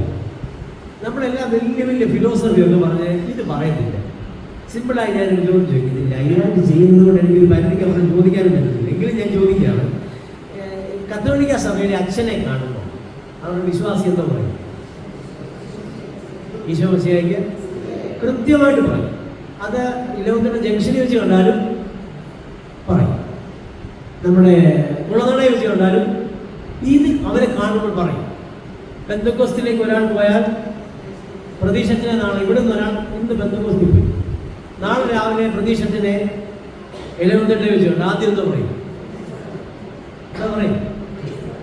വളരെ തൻ്റെ അടുത്തോടെ അവർ പറയും പ്രൈസ്തലോട് പ്രതീക്ഷത്തിനോട്. കാരണം എന്നോട് പറഞ്ഞാൽ ഞാനിങ്ങനെ അമ്പലപ്പെടുന്നു, കാരണം ഇത് ആരാടാ ഈ പറയുന്നത്? അവർ കൃത്യമായി പറയും, ഇന്ന് നിങ്ങളെ ഇവിടെയുള്ള നിങ്ങളെ ഞാൻ വീണ്ടും നാളെ രാവിലെ നാളെ ഉച്ചയ്ക്ക് എലവന്തിട്ട് വെച്ചുകൊണ്ട് എന്താ പറയും? യാത്രയിൽ പ്രസംഗം ഇച്ചിട്ടുണ്ട് ചുരുക്കം, ഞങ്ങൾ പല കാര്യം മരുന്ന് കഴിച്ചിട്ടൊക്കെ വരുന്നത് ഇച്ചിട്ടുണ്ട് കുറയ്ക്കാൻ പോകുന്നത്. ചിലപ്പം പ്രൈസ്തലോടും പറയത്തില്ല, സ്തുതി എന്നൊരു വാക്കും പറയുന്നില്ല, വേറെ പല പല കാര്യങ്ങളും പറയും. ഞാൻ പറയാൻ ശ്രമിക്കുന്ന പോലെ സ്തുതിയുടെ ശബ്ദം ഒരു കാലത്ത് കൈമുതലായി ഉണ്ടായിരുന്ന ഒരു തലമുറ മലങ്കരയിൽ നമുക്കുണ്ടായിരുന്നു. സ്തുതിയുടെ ശബ്ദം പട്ടിണിയുടെ നടുവിലും വറുതിയുടെ നടുവിലും ദാരിദ്ര്യത്തിന്റെ നടുവിലും കൃത്യമായി സ്തുതി പറഞ്ഞ് പ്രാർത്ഥിച്ച സമൂഹം. ഞാൻ പലപ്പോഴും ചിന്തിക്കും, എൻ്റെ വല്യപ്പച്ചൻ മരിക്കുന്നതിന് 6 മാസം മുമ്പും രാത്രി പ്രാർത്ഥിക്കുന്ന പ്രാർത്ഥന എന്നെ ഒത്തിരി ചിന്തിപ്പിച്ചിട്ടുണ്ട്. 5 മക്കളുള്ള തൻ്റെ കുടുംബത്തെ പുലർത്താൻ പട്ടിണി കിടന്ന മനുഷ്യനാണ് അദ്ദേഹം. പക്ഷെ ഒരിക്കൽ പോലും ദൈവത്തോട് പരാതി പറയുന്നത് ഞാൻ കേട്ടിട്ടില്ല. അദ്ദേഹം പറയുന്ന പ്രാർത്ഥനയിൽ മുഴുവൻ ദൈവമേ നിനക്ക് സ്തുതി എന്നും സ്തോത്രം എന്നുമാണ് പറയുന്നത്. പട്ടിണി കിടക്കാത്ത എനിക്ക് പരാതിയായിരുന്നു, പട്ടിണി കിടക്കാത്ത എനിക്ക് നിങ്ങൾക്ക് ദൈവത്തോട് ഇന്നും പരാതിയാണ്. പട്ടിണി കിടന്ന തലമുറ മലങ്കരയിൽ മാർത്തോമാ സഭയ്ക്കുണ്ടായിരുന്നു. അത് കൃത്യമായി ദൈവത്തിന് സ്തുതി പറഞ്ഞ, ദൈവത്തിന് ഉള്ളിൽ തട്ടി രാത്രിയിൽ എഴുന്നേറ്റ് ദൈവത്തിന് സ്തോത്രം പറഞ്ഞ തലമുറ നമ്മുടെയൊക്കെ ഭവനങ്ങളിൽ ഉണ്ടായിരുന്നു. ഇന്ന് പരിഭവ കണക്കുകൾ നിരത്തി പരാതി പറഞ്ഞ് ജീവിതത്തിന്റെ തേജസ് കെടുത്തുന്ന രീതിയിൽ ഞാനും നിങ്ങൾ മാറിപ്പോയെങ്കിൽ ദാനിയേൽ നമ്മെ ശക്തമായി വെല്ലുവിളിക്കുകയാണ്. രാജകൊട്ടാരത്തിൽ ഇരുന്ന് ഓർക്കണം, രാജകൊട്ടാരത്തിൽ ദിവസം 3 പ്രാവശ്യം മുട്ടുകുത്തി ആര് പ്രാർത്ഥിക്കുകയാണ്? ദാനിയേൽ പ്രാർത്ഥിക്കുകയാണ്. ഈ ഒരു കാലഘട്ടത്തിന്റെ പ്രത്യേകത, നമ്മുടെയൊക്കെ വീടുകളിലെ കുഞ്ഞുങ്ങൾ മൈഗ്രേറ്റ് ചെയ്യുകയാണ് യൂറോപ്പിലേക്ക്. നമ്മുടെ കുഞ്ഞുങ്ങൾ യൂറോപ്പിൽ മൈഗ്രേറ്റ് ചെയ്യുമ്പോൾ നാം നമ്മോട് ചോദിക്കണം, അവർ അവിടെ ചെന്ന് ദൈവത്തിന്റെ സ്തുതി പറയുമോ? നമ്മുടെ ഭവനങ്ങൾ ദൈവത്തിന്റെ സ്തുതി പറയുന്ന വിധത്തിൽ ഭാഗമാകുന്നുണ്ടോ? ഇത് നമ്മെ ചിന്തിപ്പിക്കണം. അതുകൊണ്ട് ഇടയ്ക്കൊക്കെ ശക്തമായി ദൈവത്തിന് സ്തോത്രം പറയണം. സ്തുതി പറയാതെ സ്തോത്രം പറയാതെ മരിക്കരുത്. ഇന്ന് വീട്ടിൽ പോയി പ്രാർത്ഥിക്കുമ്പോൾ ദൈവമേ സ്തോത്രം ഒന്ന് പറയണം. അല്ലാതെ നമ്മളിങ്ങനെ വേറെ അങ്ങോട്ടും ഇങ്ങോട്ടും വ്യർത്ഥ സംസാരം സംസാരിച്ച് ജീവിതത്തിന് ശോഭ കെടുത്തരുത്. വിശ്വസ്തനായിരുന്ന ദാനിയേൽ സ്തുതി പറഞ്ഞ ദാനിയേലാണ്, സ്തോത്രം പറഞ്ഞ ദാനിയേലാണ്. വിശ്വസ്തനായിരുന്ന ദാനിയേൽ ആത്മീയ ജീവിതത്തിൽ ശിക്ഷണം പുലർത്തി. ആ ശിക്ഷണം ക്രമമുള്ളതായിരുന്നു. എങ്ങനെയെങ്കിലും ജീവിക്കുകയല്ല, ദിവസം 3 പ്രാവശ്യം മുട്ടുകുത്തി പ്രാർത്ഥിച്ച് സ്തോത്രം ചെയ്തു. ഉസൈൻ ബോൾട്ട് എന്ന് പറയുന്ന ഒരു കായിക അത്ലറ്റ്, അദ്ദേഹം പറയുന്ന ഒരു പ്രധാനപ്പെട്ട കാര്യമാണ്, ഈ പരിശീലന വേദിയെ ഗൗരവമായി കണ്ട അത്ലറ്റാണ്. ജമൈക്കാരനാണ് അദ്ദേഹം അനേക സ്വർണ്ണ മെഡലുകൾ വാങ്ങിക്കൂട്ടി. അദ്ദേഹത്തോട് പലരും ഇന്റർവ്യൂ ചെയ്യുമ്പോൾ ചോദിക്കുന്നുണ്ട്, എന്തുകൊണ്ടാണ് ഈ വിജയം നേടിയത്? അദ്ദേഹം പറഞ്ഞ ഉത്തരം ഇതാണ്, ഞാൻ എൻ്റെ പരിശീലനത്തെ ഗൗരവമായി കണ്ടു. പരിശീലനത്തെ ഗൗരവമായി കണ്ട അത്ലറ്റ് ഏത് പ്രതികൂലങ്ങളെ അതിജീവിക്കത്തക്ക വിധത്തിൽ ജീവിതത്തിൽ വിജയം നേടി. നമുക്ക് പരിശീലനത്തെ ഗൗരവമായി കാണാൻ പറ്റുന്നില്ല. പരിശീലനം എന്ന് പറഞ്ഞാൽ ജീവിതത്തിന്റെ 24 മണിക്കൂറുള്ള ജീവിതത്തിന്റെ ഈ സമയം ഒഴിച്ചു വെച്ചാൽ മറ്റു ജീവിതം, അതൊരു പരിശീലന സമയമാണ്. അതിനെ ഗൗരവമായി കാണണം. ലൈഫിനെ ഗൗരവമായി കണ്ട ദാനിയേൽ സ്തുതി പറഞ്ഞ ജീവിതത്തെ ക്രമീകരിച്ചു. ഇത് നമ്മെ സ്വാധീനിക്കണം. 3 പ്രാവശ്യം എന്തോ ചെയ്തു? നമുക്ക് പറ്റുമോ? നമുക്ക് ചിക്കൻ കുനിയാണ്, നമുക്ക് മറ്റു പ്രയാസങ്ങൾ. പലപ്പോഴും കത്തോലിക്ക വിശ്വാസികൾ അവിടെയാണ് എന്നെ അല്പം കൂടെ അവലംബിക്കുന്നത്. ഞാൻ ഒരു കൃത്യമായിട്ട് പറഞ്ഞാൽ ഒരു 3 മാസം മുമ്പ് 76 വയസ്സുള്ള ഒരു അപ്പച്ചൻ, കത്തോലിക്ക വിശ്വാസിയാണ്, 76 വയസ്സുള്ള അപ്പച്ചൻ പള്ളിയിൽ എന്നെ അമ്പലപ്പെടുത്തി കളഞ്ഞു. മുട്ടുകുത്തുകയാണ് പള്ളിയിൽ, മുട്ടുകുത്തി എഴുന്നേറ്റ്. ഞാൻ ചോദിച്ചു, അപ്പച്ചൻ പറയാം, അച്ഛൻ ഇതൊക്കെ ഞാൻ എൻ്റെ വളരെ കുഞ്ഞു പ്രായത്തിൽ ചെയ്തു വന്ന ശീലങ്ങളാണ്, നമുക്കിത് പറ്റുമോ? നമുക്കേ ഉള്ളു ചിക്കൻ കുനിയാ വന്നത്. ഞാൻ ചില സമയങ്ങളിൽ ചിന്തിക്കും, ഭർത്താക്കാർക്ക് ഒഴികെ വേറെ ആർക്കും ഇത് വന്നിട്ടില്ല. നമുക്ക് ആ കാലിന് പെരുപ്പ്, കൈക്ക് തടസ്സം. ഞാൻ പലപ്പോഴും ചിന്തിക്കും, ഈ ഡോക്ടർമാർ അറിയാവുന്നവരുണ്ട്, അവരോടൊന്ന് പറയാനും ഇരിക്കുക, മുട്ടുകുത്തി 5 പ്രാവശ്യം പ്രാർത്ഥിക്കണം. കാരണം ഈ ഡോക്ടറുടെ പ്രിസ്ക്രിപ്ഷൻ വന്നാലേ നമുക്ക് എന്ത് ചെയ്യാൻ പറ്റുള്ളൂ, മുട്ടടക്കാൻ പറ്റുള്ളൂ. ആത്മീയ ശിക്ഷണം നമ്മൾ വളരെ പുറകെ പോയി. ഭർത്താക്കന്മാരുടെ ഏറ്റവും വലിയ അപകടമാണ് ആത്മീയ സ്പിരിച്വൽ ഡിസിപ്ലിൻ വളരെ പുറകെ പോയി. ദാനിയേൽ വ്യത്യസ്തനാവുകയാണ്. ദാനിയേൽ എന്ത് ചെയ്യാണ്? രാജകൊട്ടാരത്തിൽ എല്ലാ സൗകര്യങ്ങളുടെ നടുവിൽ 3 പ്രാവശ്യം മുട്ടുകുത്തി പ്രാർത്ഥിച്ച് സ്തോത്രം ചെയ്തു, സ്തുതി പറഞ്ഞു. ഇനി ഞാൻ പറയുന്നത് ചിന്തിക്കണം. എന്റെ പ്രസംഗത്തിന്റെ അടുത്ത ഭാഗത്തേക്ക് പോവാണ്. 1, അവൻ വിശ്വസ്തനായിരുന്നു. 2, മാനുഷിക ഇടപാടുകളിൽ മാത്രമല്ല ദൈവത്തോട് അവന്റെ ആരാധനാ ജീവിതവും വിശ്വസ്തതയുള്ളതായിരുന്നു. 3, അവന്റെ ആത്മീയത ശിക്ഷണത്തിൽ ഊന്നിയുള്ള ഡിസിപ്ലിൻ ഓറിയന്റഡ് സ്പിരിച്വാലിറ്റി. പെട്ടെന്ന് മുളച്ചു വന്നതല്ല, പെട്ടെന്ന് ചാടി മറിഞ്ഞതല്ല, പെട്ടെന്ന് ഒരു ദിവസത്തിൽ വളരെ നേട്ടങ്ങൾ കൈവരിച്ചതല്ല. കൺസിസ്റ്റൻസി, സ്ഥിരതയാർജിച്ച ആത്മീയത. നമുക്ക് ചിലപ്പോൾ സുപ്രഭാതത്തിൽ ഉയർന്നു നോക്കുന്നൊന്നുമല്ല, മറിച്ച് തുടർച്ചയുണ്ട്, തുടർമാനങ്ങളുണ്ട്. ആത്മീയതയ്ക്ക് തുടർമാനങ്ങളുണ്ട്, അതിനൊരു തുടർച്ചയുണ്ട്, അതിനൊരു സ്ഥിരതയുണ്ട്. പെട്ടെന്ന് ഒരാൾ ആത്മീയനാവില്ല. അതിന് പശ്ചാത്തലമുള്ള പ്രാർത്ഥനയുള്ളതാണ്. ഇതൊക്കെ ദാനിയേൽ ചെയ്തു. ഇത് ചെയ്തിട്ടും ഓർക്കണം, ഇനി ഞാൻ പറയാൻ പോകുന്ന മാർഗമില്ല. ഇതൊക്കെ ചെയ്ത ദാനിയേൽ രേഖ അനുകൂലമായില്ല. നമ്മൾ ചില ഓർത്തേക്ക് നമ്മൾ ഇങ്ങനെയൊക്കെ ചെയ്താൽ കഷ്ടത വരത്തില്ല എന്നുള്ളതാണ്. അതുകൊണ്ടാണ് ചില ആളുകൾ ചോദിക്കുന്നത്, ഇതൊക്കെ എന്റെ വീട്ടിൽ എങ്ങനെ വന്നു? ഞാൻ നേരോടെ നടക്കുന്ന മനുഷ്യന, ഞാൻ ദൈവ വഴി നടക്കുന്ന മനുഷ്യന, വിശുദ്ധ കുർബാന സ്വീകരിക്കുന്നതായിരുന്നു. എന്റെ വീട്ടിൽ എന്തുകൊണ്ട് കഷ്ടത വന്നു? ദാനിയേലിന് ന്യായമായി ചോദിക്കാം. കാരണം കള്ളത്തരം ചെയ്യാത്ത ദാനിയേൽ, വിശ്വസ്തനായ ദാനിയേൽ, ആരാധന ജീവിതത്തിൽ അല്പം പോലും കലർപ്പില്ലാത്ത ദാനിയേൽ, സ്തുതി ചൊവ്വാക്കപ്പെട്ട 3 നേരം ദൈവത്തോട് പ്രാർത്ഥിക്കുന്ന അനുഗ്രഹീത ജീവിത ശൈലി, വേറൊരു രാജ്യത്താണെങ്കിലും കിളിവാതിൽ യെരൂശലേം ദേവാലയത്തിന് നേരെ തുറന്നിട്ട ദാനിയേൽ. ഈ ദാനിയേലിന്റെ ജീവിതത്തിൽ കഷ്ടത വന്നു. ഈ ദാനിയേലിന്റെ ജീവിതത്തിൽ പ്രതികൂലങ്ങൾ ഒഴിവായില്ല. നമ്മൾ ചിന്തിച്ചിരിക്കുന്നത് ഉപവസിച്ച് പ്രാർത്ഥിച്ചാൽ, ഗൗരവമായി ജീവിച്ചാൽ, ആർക്കും ഒരു ദോഷം വരുത്താൻ കഷ്ടതയെ ഒഴിവാക്കും എന്നുള്ളതാണ്. എന്നാൽ ഇവിടെ ഒരു കഷ്ടതയെ ഒഴിവാക്കില്ല. ഇനി ശ്രദ്ധിക്കണം, ദാനിയേലിനെ എവിടേക്ക് കൊണ്ടുപോവാണ്? ദാര്യാവേശ് രാജാവ് 30 ദിവസം ദാര്യാവേശിനെ വണങ്ങിയില്ല എന്നുള്ള കാരണത്താൽ എങ്ങോട്ട് കൊണ്ടുപോയി? സിംഹക്കുഴി കൊണ്ടുപോകണം. ആ വാക്ക് ഞാൻ കൂടെ വായിക്കാം, ശ്രദ്ധിക്കണം.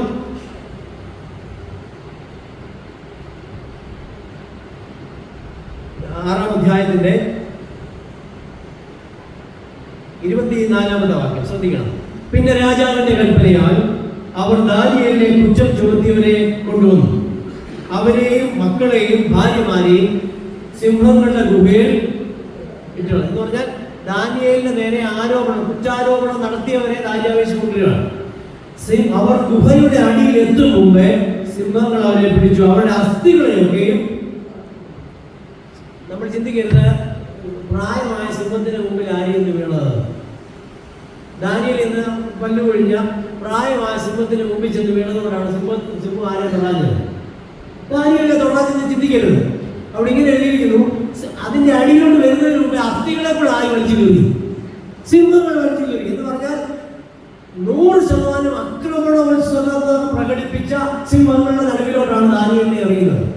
പക്ഷെ അവിടെ ദാനിയേൽ എന്തുകയാണ്? അവിടേക്ക് ചെല്ലുമ്പോൾ സിംഹങ്ങളുടെ വായ ആരെ മൂടി? ദൈവം മൂടി. സിംഹങ്ങൾ മരണപ്പെട്ടു പോയില്ല. സിംഹങ്ങൾക്കെതിരെ ആക്രമണം ഉണ്ടായില്ല. പക്ഷെ സിംഹങ്ങളുടെ വായ ആരടച്ചു? ദൈവം അടച്ചു. ഇതാണ് ഞാൻ നിങ്ങൾ വിളിക്കുന്ന ദൈവത്തിന്റെ ഏറ്റവും വലിയ പ്രത്യേകത. അവൻ പ്രശ്നങ്ങൾ ഒഴിവാക്കുന്ന ദൈവമല്ല, അവൻ പ്രതിസന്ധികളെ ഇല്ലാതാക്കുന്ന ദൈവമല്ല, അവൻ സിംഹക്കുഴി ഒഴിവാക്കി അത്ഭുതം ചെയ്യുന്ന ദൈവമല്ല. മറിച്ച് സിംഹക്കുഴിയിൽ സിംഹങ്ങൾ എനിക്ക് ഹാനിരക്കാതെ എന്നെ സിംഹക്കുഴിയിൽ കിടത്തുന്ന ഒരു ദൈവമുണ്ട്. ഇതിന്റെ 3-ാം അധ്യായത്തിൽ ഞാൻ അല്പം കൃത്യമായിട്ട് പറയാം. 3-ാം അധ്യായത്തിൽ ക്രിസ്തീയ വിശ്വാസത്തിന്റെ പ്രതി 3 യുവാക്കൾ എരിയുന്ന തീച്ചൂളയിലേക്ക് എറിയപ്പെടുകയാണ്. ശദ്രക്, മേശക്, അബേദ്നെഗോ 3 പേരും എരിയുന്ന തീച്ചൂളയിലേക്ക് എറിയപ്പെട്ടു. തീയുടെ കാഠിന്യം ശക്തമാക്കാൻ വേണ്ടി നെബൂഖദ്നേസർ രാജാവ് കൽപ്പിക്കുന്നുണ്ട്. അവിടെ ഇങ്ങനെ എഴുതിയിരിക്കുന്നത്, അഗ്നിജ്വാല ഈ കാഠിന്യം കൂട്ടാൻ പോയവരെ എന്ത് ചെയ്തു? ദഹിപ്പിച്ചു കളഞ്ഞു. അത്രമേൽ ശക്തമായ തീജ്വാലയുടെ നടുവിലേക്ക് ശദ്രക് മേശക് അബേദ്നെഗോ 3 ചെറുപ്പക്കാർ എറിയപ്പെടുകയാണ്. പക്ഷെ തീയുടെ മണം തലമുടി പോലും കരിയാതെ വണ്ണം, തീയുടെ മണം തട്ടാതെ വണ്ണം ദൈവത്തമ്പുരാൻ ഈ തീച്ചുളൽ ആട്ടുകാവലായി 4ാമനായി വന്ന് അവരുടെ കൂടെ ഇറങ്ങുകയാണ് ദൈവം. ഞാൻ പറയാൻ ശ്രമിക്കുന്നത്, കഷ്ടത ഒഴിവാക്കുന്ന ദൈവത്തെ അല്ല വേദപുസ്തകം പരിചയപ്പെടുത്തുന്നത്. കഷ്ടതയുടെ നടുവിൽ വീണാലും എന്നെ പൊള്ളലേൽപ്പിക്കാത്ത ദൈവം, എനിക്ക് പ്രാണഹാനി തട്ടാതെ വണ്ണം സിംഹങ്ങളുടെ കുഴിയിലേക്ക് ഞാൻ എറിയപ്പെട്ടാലും എന്നെ നിലനിർത്തുന്ന ദൈവം, സിംഹങ്ങളുടെ വായടച്ച എന്നെ സിംഹങ്ങളുടെ കൂടെ ഉറങ്ങാൻ എനിക്ക് ഉറക്കം തരുന്ന ദൈവമുണ്ട്. ഈ ദൈവത്തെ ഞാൻ നിങ്ങൾ വിളിക്കുന്നത്, ഈ ദൈവമാണ് നമ്മുടെ ദൈവം എന്ന് പറയുന്നത്. പുറപ്പാട് പുസ്തകം 14-ാം അധ്യായം വീട്ടിൽ പോയി വായിക്കണം. ഞാൻ ഈ പറയുന്നത് ഹോംവർക്ക് ഇടണം, നിങ്ങൾ വായിക്കുന്നതാണ് പ്രതീക്ഷ. അവിടെ ഇങ്ങനെയാണ് എഴുതിയിരിക്കുന്നത്. ഇസ്രായേൽ മക്കൾ ചെങ്കടലിൽ കിടക്കുകയാണ്. ഇസ്രായേൽ മക്കൾ ചെങ്കടലിൽ കിടക്കുമ്പോൾ മോശയോട് പറയുന്നത്, വടി നീട്ടി ചെങ്കടലിനെ 2ആയി വിഭാഗിക്കണം. നിങ്ങളോട് പറഞ്ഞാൽ ഉറങ്ങുന്നില്ല എന്ന് എനിക്ക് ഉറപ്പാക്കാം. വടി നീട്ടി എന്താ പറഞ്ഞു? ചെങ്കടലിനെ ആരോട് പറഞ്ഞു? ആരോട്? മോശയോട്. മോശ ദൈവത്തിൽ ആശ്രയിച്ച് വടി നീട്ടി ചെങ്കടൽ 2ആയി വിഭജിക്കപ്പെട്ടു. ഇസ്രായേൽ മക്കൾ എങ്ങനെ നടന്നുപോയി? ഉണങ്ങിയ നിലത്തൂടെ നടന്നു. വെള്ളം അവിടെ പോയി. അവിടെ ഇങ്ങനെ ഞങ്ങളുടെ വാക്യമുണ്ട്, വെള്ളം വശങ്ങളിൽ മതിലായി. ഒരു തുള്ളി വെള്ളം പോലും ആരും വച്ചിട്ടില്ല, ദൈവം വച്ചിട്ടില്ല. വെള്ളം വശങ്ങളിൽ മതിലായി നിൽക്കുകയാണ്. പ്രതിസന്ധി വശങ്ങളിലുണ്ട്. ഇതിന്റെ നടുവിലൂടെ ആര് നടന്നു പോവാണ്? ഇസ്രായേൽ മക്കൾ നടന്നു പോവുകയാണ്. അതുകൊണ്ട് നമ്മൾ ഇനി പ്രാർത്ഥിക്കുന്ന പ്രാർത്ഥന സ്റ്റൈൽ ഒന്ന് മാറ്റണം. ദൈവമേ, പ്രതിസന്ധി ഒഴിവാക്കി തരണമെന്ന് പ്രാർത്ഥിക്കണ്ട. മറിച്ച് ദൈവമേ, ഇതിന്റെ നടുവിൽ നീ എന്നെ നിലനിർത്തണം. ഇതിന്റെ നടുവിൽ നീ എന്നെ നിലനിർത്തണം. നമ്മുടെ ഉപവാസ പ്രാർത്ഥനകളും നമ്മുടെ പ്രാർത്ഥനകളും ഏറിയ പങ്കും എന്താണ്? രോഗം വരരുത്, പ്രതിസന്ധി വരരുത്, കഷ്ടത വരരുത്. വേദപുസ്തക അടിസ്ഥാനമല്ല പ്രാർത്ഥനയൊന്നും. വേദപുസ്തക അടിസ്ഥാന പ്രാർത്ഥന എന്ന് പറഞ്ഞാൽ, ദൈവമേ, ഇതിന്റെ നടുവിൽ നീ എന്നെ നിലനിർത്തണം. ദാനിയേൽ സിംഹക്കുഴിയിൽ കിടക്കുകയാണ്. സിംഹക്കുഴിയിൽ കിടക്കുമ്പോഴും ദാനിയേൽ രക്ഷിക്കണമെന്നൊന്നും പ്രാർത്ഥിക്കുന്നില്ല. നമ്മളെ ചിന്തിപ്പിക്കണം. നമ്മളായിരുന്നു, ഞാൻ പലപ്പോഴും ചിന്തിച്ചു, ആ ഭാഗം ഞാനായിരുന്നു സിംഹക്കുഴി ചെന്നെന്ന് വിചാരിച്ചു. അല്ലെങ്കിൽ നിങ്ങളാണ് സിംഹക്കുഴി ചെന്നത്. നമ്മൾ അന്ന് രാത്രി എന്തോ പ്രാർത്ഥിക്കും? പ്രാർത്ഥിക്കുന്നില്ല. എന്റെ കർത്താവ്, ഞാൻ ചോദിച്ച ചോദ്യം മനസ്സിലായോ? നമ്മളാണ് വിശ്വസ്തനായി നിന്നത്, നമ്മളാണ് കലർപ്പില്ലാത്ത ജീവിതശൈലി സ്വീകരിച്ചത്, നമ്മളാണ് ദിവസം 3 പ്രാവശ്യം മുട്ടുകുത്തി സ്തോത്രം പറഞ്ഞത്. നമ്മളെ കൊണ്ട് സിംഹക്കുഴിയിൽ വിട്ടു. അന്ന് രാത്രി എന്താ പറയും? ഇങ്ങനെ ഇതിന് കൊടുക്കേണ്ട. സിംഹം ഉൾപ്പെട്ടിരിക്കുക, എന്തോ പറയണം എന്ന് ചോദിച്ചു. സിംഹം ഇപ്പോഴുണ്ട്, എന്തോ പറയും? എന്ത് പ്രാർത്ഥിക്കും? എന്റെ പൊന്ന് ദൈവമേ, എന്തെല്ലാം കാര്യം ഞാൻ മുമ്പോട്ട് ചെയ്തതാണ്. ഞാൻ പറയാത്ത ഞാൻ ഭക്ഷണം കൊടുത്തിട്ടുണ്ട്, വീട് വിട്ടിട്ടുണ്ട്, ആളുകൾ ഏതോ പിരിച്ചിട്ടുണ്ട്, ഇതെല്ലാം ചെയ്തിട്ട് എന്നെ അങ്ങനെ കൊണ്ടിട്ടതാണ്. നമ്മളെ ഇങ്ങനെയൊക്കെ ദൈവത്തോട് പറയുമായിരിക്കും. പക്ഷെ ഇതിന്റെ നടുവിൽ ദാനിയേൽ ഒന്നും ചെയ്തില്ല. 6-ാം അധ്യായം വീട്ടിൽ പോയി വായിക്കണം. ദാനിയേൽ ഒന്നും ചെയ്തില്ല. ദാനിയേൽ എന്ത് ചെയ്യാണ്? ദാനിയേൽ കൃത്യമായി മുമ്പ് ചെയ്തു വന്നതുപോലെ 3 പ്രാവശ്യം മുട്ടുകുത്തി പ്രാർത്ഥിച്ചു. ആ സ്റ്റൈലിൽ തന്നെയാണ് ജീവിക്കുന്നത്. കൂടുതലായിട്ടൊന്നുമില്ല. എന്നാൽ സിംഹക്കുഴിയിലോട്ടിട്ട് ആര്യാവേശ് എന്ന് പറയുന്ന രാജാവ് പറയുന്ന കുറെ കാര്യങ്ങൾ ഞാൻ വായിച്ചു കേൾപ്പിക്കാം. 6-ാം അധ്യായത്തിന്റെ 16-ാമത്തെ വാക്യം. രാജാവിന്റെ കൽപ്പന കിട്ടിയാൽ അവർ ദാനിയേലിനെ കൊണ്ടുവന്ന് സിംഹങ്ങളുടെ ഗുഹയിൽ ഇട്ടുകളഞ്ഞു. ഇപ്പോൾ സിംഹങ്ങളുടെ ഗുഹയിലാണ് ദാനിയേൽ. രാജാവ് ദാനിയേലിനോട് സംസാരിച്ചു. അടുത്ത വാക്യം ശ്രദ്ധിക്കണം. സിംഹക്കുഴിയിൽ ഇടാൻ വേണ്ടി മുദ്രമോദനം വെച്ച് കൽപ്പിച്ച രാജാവ് പറയാണ്, നീ ഇടവിടാതെ സേവിച്ചു വരുന്ന നിന്റെ ദൈവം നിന്നെ രക്ഷിക്കും. ഇതാരാ പറഞ്ഞേ?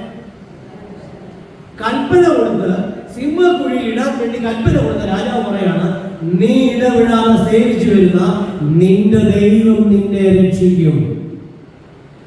പ്രിയപ്പെട്ടവരെ, ഇത് ദാനിയേലിന്റെ വലിയൊരു സാക്ഷ്യമാണ്. ദാനിയേൽ കൃത്യമായി സിംഹക്കുഴിയിൽ എത്തപ്പെടുമ്പോൾ ദാരിയാവേശ് പറയാണ്, നീ ഭയപ്പെടേണ്ട, നിന്റെ ദൈവം നിന്നെ മറക്കില്ല കേട്ടോ, നിന്റെ ദൈവം നിന്നെ രക്ഷിക്കും. നമ്മളാണ് തിരിച്ചു വേണമെന്ന് പറയും. ദാനിയേൽ ഞാനിപ്പോൾ നമ്മൾ പറയും, കളിക്കുന്നത് ദൈവത്തോടെ, ദൈവം നിന്നെ വിടത്തില്ല. ദാരിയാവേശ് രാജാവെ, നിന്റെ രാജ്യത്തോളം കീറും, നിന്നെ ഇപ്പൊ കണ്ടോണം എന്റെ ദൈവം ഇറങ്ങി വരുന്നത്. നമ്മുടെ ഈ ആവശ്യമില്ലാതെ കുറെ ഭീഷണിയുടെ വർത്താനം വേണേ ആരെ പഠിപ്പിക്കും? ദാരിയാവേശനെ പഠിപ്പിക്കും. പക്ഷെ ഇവിടെ ദാനിയേൽ നിശബ്ദനായിരുന്നു. ഈ സുവിശേഷം എന്ന് പറഞ്ഞാൽ നിശബ്ദമായി ജീവിക്കാനുള്ള നമ്മൾ പഠിക്കണം. നിശബ്ദമായ ശക്തമായ ദൈവകൃപയുടെ വ്യാപാരമാണ് സുവിശേഷം. പൗരസ്ത്യ സഭയുടെ ഏറ്റവും വലിയ പ്രത്യേകത അവിടെയാണ്. നിശബ്ദതയിൽ ഒരു ആത്മീയത കണ്ടെത്തുവാൻ നമുക്ക് കഴിയണം. ദാനിയേൽ സിംഹകുഴിയുടെ നടുവിൽ നിശബ്ദനായിരുന്നത് കൊണ്ട് അവൻ നൽകുന്ന ഒരു ആത്മീയത വളരെ വലുതാണ്. ദാരിയാവേശ് കൃത്യമായി പറയാണ്, നീ പേടിക്കണ്ട, നിന്റെ ദൈവം നിന്നെ രക്ഷിക്കും. പ്രിയപ്പെട്ടവരെ, കഷ്ടത ദൈവമായി എന്തിനെന്ന് ചോദിച്ചാൽ ദൈവം പല പാഠങ്ങൾ പഠിപ്പിക്കുകയാണ്. ഒരു പാഠം നമ്മുടെ ചുറ്റുപാടിലുള്ളവരെ പഠിപ്പിക്കുകയാണ്. ആ ഒരു പാഠമാണ് ദാരിയാവേശ് പറയുന്നത്, നിന്റെ ദൈവം നിന്നെ രക്ഷിക്കും. നമുക്കിന്ന് പറയാൻ എന്റെ ദൈവം നിന്നെ രക്ഷിക്കും നമ്മൾ പറഞ്ഞുകൊണ്ടിരിക്കുക. കൂടെ ഉള്ളവർ ഒറ്റ പറയുന്നില്ല, അയൽവക്കക്കാരൻ പറയുന്നില്ല. ഇവിടെ വേറൊരു മതത്തിൽ വിശ്വസിച്ച രാജാവ്, വേറൊരു ദൈവത്തെ ഭജിച്ചു വരുന്ന രാജാവ്, ആ രാജാവ് ദാനിയേലിനെ നോക്കി പറയാണ്, നിന്റെ ദൈവം നിന്നെ രക്ഷിക്കും. സിമ്പിളാക്കി പറഞ്ഞാൽ അതിന്റെ റൂട്ട് എബ്രായ പദത്തിൽ ഇങ്ങനെ ഒരു വ്യാഖ്യാനമുണ്ട്, നിന്റെ ദൈവം നിന്നെ മറന്നു പോവുകയില്ല. പ്രിയപ്പെട്ടവർ, എവിടെ പോയാലും ഓർക്കണം, എന്നെ മറന്നു പോകാത്തൊരു ദൈവം. പലരും എന്നെ മറക്കും. ചിലപ്പോ ഞാൻ സ്നേഹിക്കുന്നു വരുന്ന പലരും ചിലപ്പോൾ എനിക്ക് നേരെ തിരിഞ്ഞു നിൽക്കാനുള്ള സാധ്യതയുണ്ട്. അപ്പോഴും എന്റെ പേരറിയാവുന്ന മരുഭൂമിയിൽ ഹാഗാറെ ഹാഗാറെ എന്ന് പേര് വിളിച്ചൊരു ദൈവമുണ്ട്. അടിമ പെൺകുട്ടിയുടെ പേര് വിളിക്കാൻ സാറാ വൈമനസ്യം കാട്ടിയപ്പോൾ ഇതാ എന്റെ പേര് വിളിച്ച ഒരു ഉദയവൻ സ്വർഗത്തിലുണ്ട്. അതാണ് പുതിയ നിയമം പഴയ നിയമത്തിന്റെ ഏറ്റവും വലിയ സാക്ഷ്യം. അത് തന്നെയാണ് ഇവിടെയും പറഞ്ഞു വരുന്നത്, ദൈവം നിന്നെ മറന്നു കളയില്ല. നമ്മളൊന്ന് ചിന്തിച്ചു നോക്കി, പലര് പറഞ്ഞല്ലേ പോയെന്ന്, പലര് പറഞ്ഞാലേ നമ്മുടെ മുഖത്ത് നോക്കി നിങ്ങൾ പോയി, ഇനി രക്ഷപ്പെടാനൊന്നുമില്ല, അവന്റെ അഹങ്കാരം കഴിഞ്ഞു ജീവിതം. പക്ഷെ ഇന്ന് നമ്മൾ ജീവനോടെ നിൽക്കുകയാണ്. ഒറ്റ ഉത്തരം, ദൈവം മറന്നുപോയില്ല കേട്ടോ. 2024 ഡിസംബർ മാസം 30 ദൈവത്തിന്റെ ആത്മാവ് പറയുന്നത് ഇത് തന്നെയാണ്, ഞാൻ നിന്നെ മറന്നിട്ടില്ല കേട്ടോ. പലരും പറഞ്ഞു കഴിഞ്ഞു, ഇതോടെ കഴിഞ്ഞു, ഇനി ഒരു മടങ്ങി വരവില്ല. ആണിപ്പോഴതിന്റെ അധികാരമുള്ളവൻ പറയാണ്, മറന്നിട്ടില്ല കുഞ്ഞെ ഇതുവരെ നിന്നെ മറക്കാത്തവൻ ഞാനാ. അവിടെ കൃത്യമായി ദാരിയാവേശ് കൃത്യമായി പറയാണ്, നീ സേവിച്ചു വരുന്ന നിന്റെ ദൈവം നിന്നെ. അത് കഴിഞ്ഞ് എന്നെ അവിടെ ഇച്ചിരി മുമ്പോട്ട് പോകുമ്പോൾ 18-ാം വാക്യോടെ ഞാൻ വായിക്കുകയാണ്. ഞാനിത് വായിക്കുന്നതിന് കാരണം നിങ്ങൾ എൻ്റെ കൂടെ തന്നെ യാത്ര ചെയ്യണം. 18-ാം വാക്യം, പിന്നെ രാജാവ് രാജധാനിയിൽ ചെന്ന് ഉപവസിച്ച്, ആരുപവസിച്ചു? കൽപ്പന കൊടുത്തവൻ. ദാനിയേൽ അപ്പോഴും ഉപവസിച്ചതായിട്ടൊന്നും അവിടെ പറയുന്നില്ല. ദാനിയേൽ നേരത്തെ ചെയ്യുന്നത് എന്താണോ അത് തന്നെ ചെയ്യുക. ദാനിയേൽ നിശബ്ദനാണ്. അവിടെ സിംഹക്കുഴിയിൽ ദാനിയേൽ ഒന്നും പറയാനില്ല. പക്ഷെ സിംഹങ്ങളുടെ വായടച്ചൊരു ദൈവമുണ്ട്. സിംഹങ്ങൾ അടുത്ത് നിൽക്കുകയാണ്. നമ്മൾ ചിന്തിച്ചു നോക്കി, അതൊന്ന് ഇമാജിൻ ചെയ്ത്, സിംഹം അടുത്ത് നിൽക്കുകയാണ്, പക്ഷെ ദാനിയേൽ സുഖമായി അവിടെ ജീവിക്കുകയാണ്. ഇത് നമ്മെ ചിന്തിപ്പിക്കണം. സിംഹങ്ങൾ ഭീഷണി തട്ടാതെ വണ്ണം ദൈവം സിംഹത്തിന്റെ വായ ചെയ്തു അടച്ചു കളഞ്ഞു. 22-ാമത്തെ വാക്യം ഞാൻ ഇവിടെ വായിക്കാം. അതിങ്ങനെയാണ്, സിംഹങ്ങൾ എനിക്ക് കേടുവരുത്താതിരിക്കേണ്ടതിന് എന്റെ ദൈവം തന്നെ ദൂതരെ അയച്ച് അവയുടെ വായ അടച്ചു. അവന്റെ സന്നിധിയിൽ ഞാൻ കുറ്റമില്ലാത്തവൻ, രാജാവെ തിരുമുൻപിലും ഞാൻ ഒരു ദോഷവും. ഇതാണ് ഒരാൾ ജീവിതം കൊണ്ട് നേടിയെടുക്കുന്നത്. 2024 നമ്മൾ എടുക്കേണ്ട ഒരു തീരുമാനം ഇതാണ്, ദൈവമേ, ഞാൻ ആരോട് ദോഷമായി ഒന്നും ചെയ്തിട്ടില്ല. ദൈവം മുമ്പിൽ ഞാൻ ദോഷമില്ലാത്തവനായി ജീവിച്ചു. രാജാവിന്റെ മുമ്പിലും ഒരു കുറ്റവും ഞാൻ ചെയ്തിട്ടില്ല. അതുകൊണ്ട് തന്നെ ദൈവം എന്തോയാണ്, ദൂതനെ അയച്ച് എനിക്ക് കേടുവരാതെ വണ്ണം സിംഹങ്ങളുടെ വായ അടച്ചു കളഞ്ഞു. പ്രിയപ്പെട്ടവരെ, ഞാനും നിങ്ങളെ വിളിക്കുന്ന ദൈവത്തിന്റെ ഏറ്റവും വലിയ പ്രത്യേകത ഇതാണ്. 90 സംഖ്യകൾ നമുക്ക് കാണാതെ അറിയാവുന്ന വാക്യങ്ങളാണ്. അത്യുന്നതന്റെ മറവിൽ വസിച്ചാൽ, അതിന് കുറച്ച് കഴിയുമ്പോൾ ഒരു വാക്യമുണ്ട്, ബാധ ഗുണാരത്തിന് ബാധ ഒഴിയുമെന്നുള്ളതല്ല, ബാധ ഇല്ലാതാകുന്നൊന്നുമില്ല.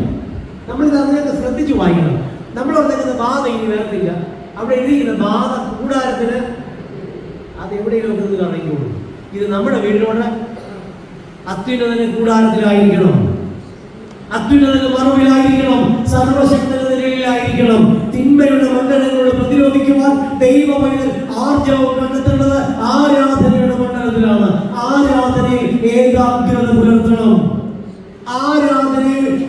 വിശ്വസ്തത പുലർത്തണം. അസുഖം വരുമ്പോഴല്ല കൂടുതൽ പ്രാർത്ഥിക്കേണ്ടത്, മറിച്ച് ആരാധന അച്ചടക്കത്തിൽ ഊന്നിയുള്ള ക്രമീകൃതമായ ആരാധനയായിരിക്കണം. ദാനിയേലിന് ഈ കൃത്യമായ ബോധ്യങ്ങൾ ഉണ്ടായിരുന്നു. അതുകൊണ്ട് ദാനിയേലിന്റെ ജീവിതം എന്ന് പറയുന്നത് ദൈവസന്നിധിയിലും മനുഷ്യരുടെ മുമ്പിലും അംഗീകാര യോഗ്യമായ ജീവിതമാണ്. അത് പല ഇടങ്ങളിൽ പലതായി മാറുന്നില്ല. നമ്മുടെയൊക്കെ ജീവിതം പല ഇടങ്ങളിൽ പലതാണ്. ഇവിടെ ഇരിക്കുമ്പോൾ നല്ല മനുഷ്യർ, ഭവനത്തിൽ ചെല്ലുമ്പോൾ മറ്റൊരു രൂപം, ഓഫീസിൽ ചെല്ലുമ്പോൾ വേറൊരു രൂപം, പുറത്തോട്ടിറങ്ങിയാൽ വേറൊരു രൂപം, പല മൂട് പടങ്ങളിട്ടാണ്. എന്നാൽ ദാനിയേൽ പറയുന്നത് എനിക്ക് അങ്ങനെ മൂട് പടങ്ങളൊന്നുമില്ല. ദൈവത്തിന്റെ മുമ്പിൽ ഞാൻ കുറ്റമില്ലാത്തവനാണ്. രാജാവിനോട് ദോഷമായിട്ടൊന്നും ഞാൻ ചെയ്തിട്ടില്ല. അതുകൊണ്ട് ഗുണമുണ്ടായിട്ടുണ്ടെന്നറിയാമോ? ദൂതനെ ആരയച്ചു? ദൈവം അയച്ചു. ഞാൻ സിമ്പിൾ ചോദ്യം ചോദിക്കട്ടെ, നമുക്ക് വേണ്ടി ദൂതനെ ദൈവം അയക്കുമോ? അയക്കണമെന്നൊക്കെയാണ് നമ്മുടെ ഇഷ്ടം. ചോദ്യം, നമ്മുടെ ജീവിതം വിശ്വസ്തതയോടെ നടന്നാൽ നേരോടെ നടക്കുന്നവർക്ക് ഒരു നന്മയും. ദൂതൻ ഇറങ്ങി വരും, ഇന്നും ദൂതൻ ഇറങ്ങി വരും. പക്ഷേ ഞാൻ പറയുന്ന വാക്ക് ശ്രദ്ധിച്ചു പോകണം. കടുപ്പം കൂടിയാൽ കടുപ്പം കൂടി പറയുക. കപടത ദൈവം കൊടുക്കാത്ത ഒരു പാപമാണ്. കാപട്യം, പലതിനോടും സമരസപ്പെട്ട് പല ജീവിത ക്രമങ്ങളിൽ തെറ്റായ ജീവിത ശൈലികൾ പ്രതി മൂടുപടങ്ങളിട്ട് കപടത, ദൈവത്തെ പോലും അഭിനയിച്ച് തോൽപ്പിക്കുന്ന ജീവിത ശൈലി ഡേഞ്ചറാണ്. അതുകൊണ്ട് നമ്മൾ എത്ര കരഞ്ഞാലും ദൈവം വരുന്നില്ല. ഇവിടെ ദാനിയേൽ കരഞ്ഞുമില്ല, ദാനിയേൽ എന്ത് ചെയ്യുന്നില്ല, സിംഹക്കുഴി കിടന്ന് നിലവിളിച്ചുമില്ല. നമ്മളാണെങ്കിൽ ചിലപ്പോൾ ഞാൻ പലപ്പോഴും ചിന്തിക്കാറുണ്ട്, അങ്ങ് നിലവിളിയ. ചില സമയത്ത് ചിന്തിക്കാറുണ്ട് ദൈവത്തിന് സ്വസ്ഥത കൊടുക്കാത്ത രീതിയിൽ പ്രാർത്ഥിച്ചു കളയും. എന്നാൽ ജീവിതം വരുമ്പോഴോ വിശ്വസ്തതയില്ല, വിശുദ്ധിയില്ല. ഞാൻ പറയാൻ ശ്രമിക്കുന്നത് ശ്രദ്ധിച്ചു കേൾക്കണം. വിശ്വസ്തതയും വിശുദ്ധിയും പുലർത്താമെങ്കിൽ രക്ഷിക്കണമെന്ന് പ്രാർത്ഥിക്കേണ്ട കാര്യം ഇല്ല. ആ വാക്യം വീണ്ടും ആവർത്തിക്കട്ടെ. വിശ്വസ്തതയും ജീവിത വിശുദ്ധിയും പുലർത്തിയാൽ രക്ഷിക്കണമെന്ന് പറയണ്ട. ദൈവം ദൂതനെ അയക്കും, ദൈവം ദൂതനെ അയക്കും. നമ്മൾ ഈ പല മുഖങ്ങളും കപടതകളും വക്രതയും ഒക്കെ കാണിച്ച് രക്ഷിക്കണമെന്ന് പറഞ്ഞാൽ, അതുകൊണ്ടാണ് കൃത്യമായ വേദപുസ്തകത്തിൽ ഞാൻ ഒത്തിരി ഇഷ്ടപ്പെടുന്ന ഒരു വാക്യാണ്, ദൈവത്തെ അന്വേഷിക്കുന്ന ബുദ്ധിമാന്മാരുണ്ടോ എന്ന് കാണുവാൻ യഹോവ സ്വർഗത്തിൽ നിന്ന് മനുഷ്യപുത്രന്മാരെ നോക്കുന്നു. ദൈവം നോക്കുക. ഇപ്പോഴും ആരുടെ പ്രാർത്ഥനയാണ് ഞാൻ കേൾക്കണ്ടേ? ദൈവം നോക്കുകയാണ്. ആരുടെ പ്രാർത്ഥനയാണ് ഞാൻ കേൾക്കണ്ടേ? ദൈവത്തെ അന്വേഷിക്കണം, നേരോട് നടക്കണം. 2024 ദൈവത്തിന്റെ ആത്മാവ് കൃത്യമായി പറയുകയാണ്, വിശ്വസ്തതയും വിശുദ്ധിയും കൈമുതലായവർക്ക് ദൈവം തന്നെ സുരക്ഷാ കവചം എല്ലായ്പ്പോഴും ഒരുക്കും. അവിടെ നമ്മൾ ഓർക്കേണ്ട കാര്യം, ദൈവത്തിന്റെ സുരക്ഷാ കവചം ഭേദിക്കാൻ ആർക്കും കഴിയില്ല. അതുകൊണ്ടാണ് സാത്താൻ യോബിനെ കുറിച്ച് പറയുന്നത്, നീ വേലി കെട്ടി വെച്ചിരിക്കുകയല്ലേ, എനിക്ക് കയറാൻ പറ്റുമോ? നമ്മൾ ചിന്തിക്കുക, നമുക്ക് നേരെ ദൈവത്തിന്റെ വേലിയുണ്ടോ? ജീവിതത്തിലൂടെ നേടിയെടുക്കണം, ജീവിത വിശുദ്ധിയിലൂടെ നേടിയെടുക്കണം. ഇവിടെ കൃത്യമായി അതിന്റെ അവസാന ഭാഗത്തേക്ക് പറയുകയാണ്, സിംഹങ്ങൾ കേടുവരാതെ വണ്ണം എന്റെ ദൈവം എനിക്ക് എല്ലാം അനുകൂലമാക്കുകയാണ്. ദൈവം അനുകൂലമാക്കുക. ഇതിന്റെ അവസാന ഭാഗത്തേക്ക് വരികയാണ്. ദാരിയാവേശ് രാജാവ് അതിന്റെ അവസാന ഭാഗം 26 മുതലുള്ള വാക്യങ്ങൾ ഞാൻ ഒരിക്കൽ കൂടെ വായിക്കാം. അന്ന് ദാരിയാവേശ് രാജാവ് സർവ്വഭൂമിയിലും വസിക്കുന്ന സകല വംശങ്ങൾക്കും ഭാഷക്കാർക്കും എഴുതിയതെന്നാൽ കൽപ്പന വരികയാണ്, നിങ്ങൾക്ക് ശുഭം വർദ്ധിച്ചു വരട്ടെ. എന്റെ രാജാധിപത്യത്തിൽ ഉൾപ്പെട്ട ഏവരും ശ്രദ്ധിക്കണേ, ദാനിയേലിന്റെ ദൈവത്തിന്റെ മുമ്പാകെ ഭയഭക്തിയോടെ ഇരിക്കണമെന്ന് ഞാനൊരു തീർപ്പ് കൽപ്പിക്കുന്നു. ദാരിയാവേശ് പറയാണ്, അവൻ ജീവനുള്ള ദൈവവും എന്നേക്കും നിലനിൽക്കുന്നവരും അവന്റെ രാജ്യത്വം നശിച്ചു പോകാത്തതും അവന്റെ ആധിപത്യം അവസാനം വരാത്തതുമാകുന്നു. അവൻ രക്ഷിക്കുകയും വിടുവിക്കുകയും ചെയ്യുന്നു. അവൻ ആകാശത്തിലും ഭൂമിയിലും അടയാളങ്ങളും അത്ഭുതങ്ങളും പ്രവർത്തിക്കുന്നു.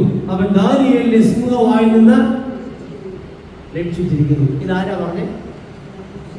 ദാരിയാവേശ് എന്ന് പറയുന്ന പേർഷ്യൻ രാജാവ് പറയാണ്, ദാനിയേലിന്റെ ദൈവം ജീവനുള്ള ദൈവമാണ്. സിമ്പിളാക്കി ഞാൻ പറയാം. ദാനിയേലിന്റെ പുസ്തകത്തിൽ പ്രത്യേകിച്ച് 6-ാം അധ്യായത്തിൽ ഒരിക്കൽ പോലും ഒരിടത്തും ദാര്യാവേശിന്റെ അടുത്ത് പോയി ദാനിയേൽ അടുത്ത് രാജാവിനെ വിളിച്ചിരുത്തി ദൈവത്തെക്കുറിച്ച് ക്ലാസ് എടുത്തില്ല. ദൈവത്തെക്കുറിച്ച് ക്ലാസ് രൂപേണ ഒന്നും പറഞ്ഞു കൊടുത്തില്ല. പക്ഷെ ദാനിയേൽ എന്ത് ചെയ്തു? ദൈവത്തിന്റെ സാക്ഷിയായി ജീവിച്ചു കാണിച്ചു. ജീവിച്ചു കാണിച്ചപ്പോൾ ദാര്യാവേശ് പറയാണ്, അവന്റെ ദൈവം ജീവനുള്ള ദൈവമാണ്, അവൻ രക്ഷിക്കുന്ന ദൈവമാണ്, അവൻ വിടുവിക്കുന്ന ദൈവമാണ്, അവനെതിരെ നിൽക്കരുത്. നമ്മളിത് നമ്മുടെ കുഞ്ഞുങ്ങളെ വിളിച്ച ക്ലാസ് എടുക്കാം. ക്ലാസ് എടുക്കാം. ദൈവം അങ്ങനെയാണ്, ദൈവം ഇങ്ങനെയാണ്, ക്ലാസ് എടുക്കാം. ഇത് വല്ല പിള്ളേർക്ക് മനസ്സിലാവും? ജീവിതമില്ലാത്ത മാതാപിതാക്കളുടെ വർത്തമാനം അധര വ്യായാമം മാത്രമാണ്. എന്നാൽ ജീവിതമുള്ള മാതാപിതാക്കൾ ക്ലാസ് ഒന്നും എടുക്കേണ്ട, കൃത്യമായി ദൈവത്തെ മക്കൾക്ക് പേടിക്കും. ഞാൻ ആ വാക്ക് വീണ്ടും പറയണേ, ജീവിതമുള്ള അപ്പനായി ജീവിതമുള്ള അമ്മയായി നമ്മൾ വീട്ടിലുണ്ടെങ്കിൽ നമ്മുടെ മക്കൾക്ക് ദൈവവിശ്വാസം കൃത്യമാണ്. ദാനിയേൽ ഒരു ക്ലാസ് കൊടുത്തില്ല, ജീവിച്ചു കാണിച്ചു. ഞാൻ എവിടെയാ പറഞ്ഞത്? വിദ്യാഭ്യാസം ഇല്ലാത്ത, ദാരിദ്ര്യവും കഷ്ടതയും ഉള്ള ഒരു പൂർവ്വ തലമുറ നമുക്കുണ്ടായിരുന്നു. ആ തലമുറ അർദ്ധരാത്രി എഴുന്നേറ്റ് പ്രാർത്ഥിക്കുമായിരുന്നു. ആ തലമുറ കണ്ണുനീരോടെ പ്രാർത്ഥിക്കുമായിരുന്നു. തലയ്ക്കൽ കുഞ്ഞുങ്ങളുടെ തലയ്ക്കൽ ഇരുന്ന് എന്റെ ദൈവമേ നീ അവരെ ഓർക്കണേ എന്ന് അവർ ഉറങ്ങിയപ്പോൾ എഴുന്നേറ്റ് പ്രാർത്ഥിച്ചു. ഇന്ന് നമുക്കതിനൊന്നും നേരെയില്ല. നമ്മുടെ അമ്മ 10:30 കിടന്നാൽ രാവിലെ 6:30, ഇതിനിടയ്ക്ക് എഴുന്നേൽപ്പില്ല. അവര് നോക്കുമ്പോൾ ഒന്നുമില്ല. അതുകൊണ്ട് ഞാൻ പറയാൻ ശ്രമിക്കും, ഇത് നമ്മളെ ചിന്തിപ്പിക്കണം. ദാര്യാവേശ് രാജാവിനെ ക്ലാസ് എടുത്ത് ആരും മാനസാന്തരപ്പെടുത്തിയില്ല. ദാനിയേൽ മറിച്ച് ദാനിയേൽ ജീവിച്ചു കാണിച്ചു. അതുകൊണ്ട് ആ കൊട്ടാരം മുഴുവൻ വീണ്ടെടുക്കപ്പെടുകയാണ്. കൊട്ടാരം മുഴുവൻ രക്ഷപ്പെട്ടു. പ്രിയപ്പെട്ടവരെ, ദൈവം നമുക്കൊരു ഭവനം തന്നിട്ടുണ്ട്, അതിനെ രക്ഷപ്പെടുത്തണം. നമ്മുടെ മക്കളിലേക്ക് നിശബ്ദമായി ശക്തമായി ദൈവത്തെ കൊടുക്കണം, ദൈവവിചാരത്തെ കൊടുക്കണം, ജീവിതത്തിലൂടെ കൊടുക്കണം. ജീവിതമില്ലാതെ വാക്കുകൾ പറയരുത്. ക്രിസ്ത്യാനിറ്റിയെ കുറിച്ച് പറയുന്നത് എങ്ങനെയാണ്? Christianity is nothing but mere preaching, it is being. വിളംബരമല്ല ആത്മീയത, വിളംബരമല്ല ക്രൈസ്തവീയത, ജീവിച്ച് കാണിക്കണം. പള്ളിയിൽ പോകുമ്പോൾ കൈ വീശി പോകുന്ന അപ്പന്റെ മകൻ വേദപുസ്തകം പള്ളി വരാൻ പറയാൻ പറ്റുമോ? പള്ളിയിൽ പോകുമ്പോൾ മൊബൈലുമായിട്ട് പോകുന്ന അപ്പൻ മൊബൈൽ ഫോണുമായിട്ട് പോകരുതെന്ന് പറയാൻ പറ്റുമോ? ജീവിതം പ്രധാനമാണ്. ജീവിതം, ലൈഫ് ഈസ് മോർ ഇമ്പോർട്ടൻറ്റ്. ജീവിതം പ്രധാനമാണ്. കണ്ണുനീരൊഴുക്കുന്ന അമ്മയുടെ മകൻ, കണ്ണീരോടെ പ്രാർത്ഥിക്കുന്ന അപ്പന്റെ മകൻ, നേരോടെ നടക്കുന്ന അപ്പന്റെ മകൻ രക്ഷപ്പെട്ടെന്ന് പ്രാർത്ഥിക്കുന്ന ദൈവം ഓർത്തു, ദൈവം വലുതാക്കും. നമ്മളൊന്ന് ചിന്തിച്ചു നോക്കിയേ, കാപട്യമില്ലാതെ പ്രാർത്ഥിച്ച അപ്പന്റെ തലമുറയെ ദൈവം എവിടെ മറന്നിട്ടുണ്ടേ? നേരോടെ നടന്ന ഒരു തലമുറയുടെ അനന്തരാവകാശികളെ തുമ്പമുള്ള ദൈവം മറന്നിട്ടുണ്ടോ? ദാര്യാവേശ് രാജാവിന്റെ മാനസാന്തരം എന്ന് പറയുന്നത് ദാനിയേലിന്റെ നിശബ്ദമായ ജീവിതം കൊണ്ടാണ്. എന്തുകൊണ്ടാണ് കഷ്ടത ക്രിസ്ത്യാനിക്ക്? ഒറ്റ കാര്യമാണ്, ചില ആളുകൾക്ക് വീണ്ടെടുക്കപ്പെടണം. ദാനിയേൽ സിംഹക്കുഴിയിൽ വീണാലേ ദാര്യാവേശ് രാജാവിന് മനസ്സിലാവുള്ളൂ ദാനിയേലിന്റെ ദൈവം വിട്ടുവയ്ക്കുന്ന ദൈവമാണ്. എനിക്ക് നിങ്ങൾക്ക് കഷ്ടത വരും ഓർക്കുക, ദൈവം ചുറ്റുപാടിനെ പലതും പഠിപ്പിക്കുകയാണ്. അതുകൊണ്ട് നിശബ്ദമായി കഷ്ടതയിൽ ദൈവകൃപ കണ്ടെത്തുവാൻ കഴിയണം. പൗലോസിന്റെ അനുഗ്രഹീതമായ ഒരു പ്രസ്താവനയാണ്, ക്രിസ്തുവിന്റെ ശക്തി എന്റെ മേൽ ആവസിക്കേണ്ടതിന് ഞാൻ അതിസന്തോഷത്തോടെ എന്റെ ബലഹീനതയിൽ പ്രശംസിക്കും. ബലഹീനതയിൽ പ്രശംസിക്കണം. പൗലോസ് പറയാണ്, പൗലോസിനോട് ദൈവം കൃത്യമായി പറയുന്നു, എന്റെ കൃപ നിനക്ക് മതി, എന്റെ ശക്തി ബലഹീനതയിൽ തികഞ്ഞു വരികയാണ്. രോഗമുള്ളപ്പോഴും ഭാരമുള്ളപ്പോഴും എന്നെ മറന്നു കളയാത്തൊരു ദൈവം. ഈ ദൈവം വിശ്വസ്തനാണ്. അതുകൊണ്ട് ആ ദൈവം നമ്മോട് ആവശ്യപ്പെടുന്ന 2-3 കാര്യങ്ങളിൽ ഒന്നാണ് വിശ്വസ്തത പുലർത്തുക, തൃപ്തിയോടെ ജീവിക്കുക, കലർപ്പില്ലാത്ത ആരാധനാ ജീവിതം, ശിക്ഷണത്തിൽ ഊന്നിയുള്ള ആത്മീയത ചേർത്തു പിടിച്ചാൽ സിംഹക്കുഴിയിൽ എറിയപ്പെട്ടാലും സിംഹങ്ങളെ വായടയ്ക്കുന്ന ഒരു ദൈവമുണ്ട്. അവൻ ഇന്നും ജീവിക്കുന്നവനാ. ഹല്ലേലൂയ. അവൻ ഇന്നും മറക്കുന്നവനല്ല. അതുകൊണ്ട് കഷ്ടതയിലൂടെ വരുമ്പോൾ ഇത് ഒഴിഞ്ഞു പോകണേ എന്നല്ല, മറിച്ച് ഇതിന്റെ നടുവിൽ നീ എന്നെ നിലനിർത്തണേ, എന്റെ ദൈവമേ, നീ ഇതിന്റെ നടുവിൽ എന്നെ നിലനിർത്തണം. ദാനിയേലിനെ സിംഹക്കുഴിയിൽ നിലനിർത്തിയ ദൈവം ദാര്യാവേശ് എന്ന രാജാവിനെ കൊണ്ട് വീണ്ടും മുദ്രമോതിരം വെച്ച് കൽപ്പന പുറപ്പെടുവിക്കുകയാണ്. ദാനിയേലിന്റെ ദൈവം ജീവനുള്ള ദൈവമാണ്. അവൻ രക്ഷിക്കുന്ന ദൈവമാണ്, അവൻ വിടുവിക്കുന്ന ദൈവമാണ്, അവൻ ഇമ്മാനുവേലായ ദൈവമാണ്. ആ പ്രത്യേകത, ആ വിശ്വാസം എനിക്ക് നിങ്ങൾക്ക് എപ്പോഴും ഉണ്ടാവും. ഞാൻ അവസാനിപ്പിക്കുക. ഒരു വർഷത്തിന്റെ അവസാന സമയത്തേക്ക് നമ്മൾ വരിക. നമ്മുടെ ദൈവവിചാരം ശക്തമാവണം, നമ്മുടെ വിശ്വാസം ബലപ്പെടണം. കൺസിസ്റ്റന്റ് ആയ ഒരു ആത്മീയത എപ്പോഴും കയ്യിൽ സൂക്ഷിക്കണം.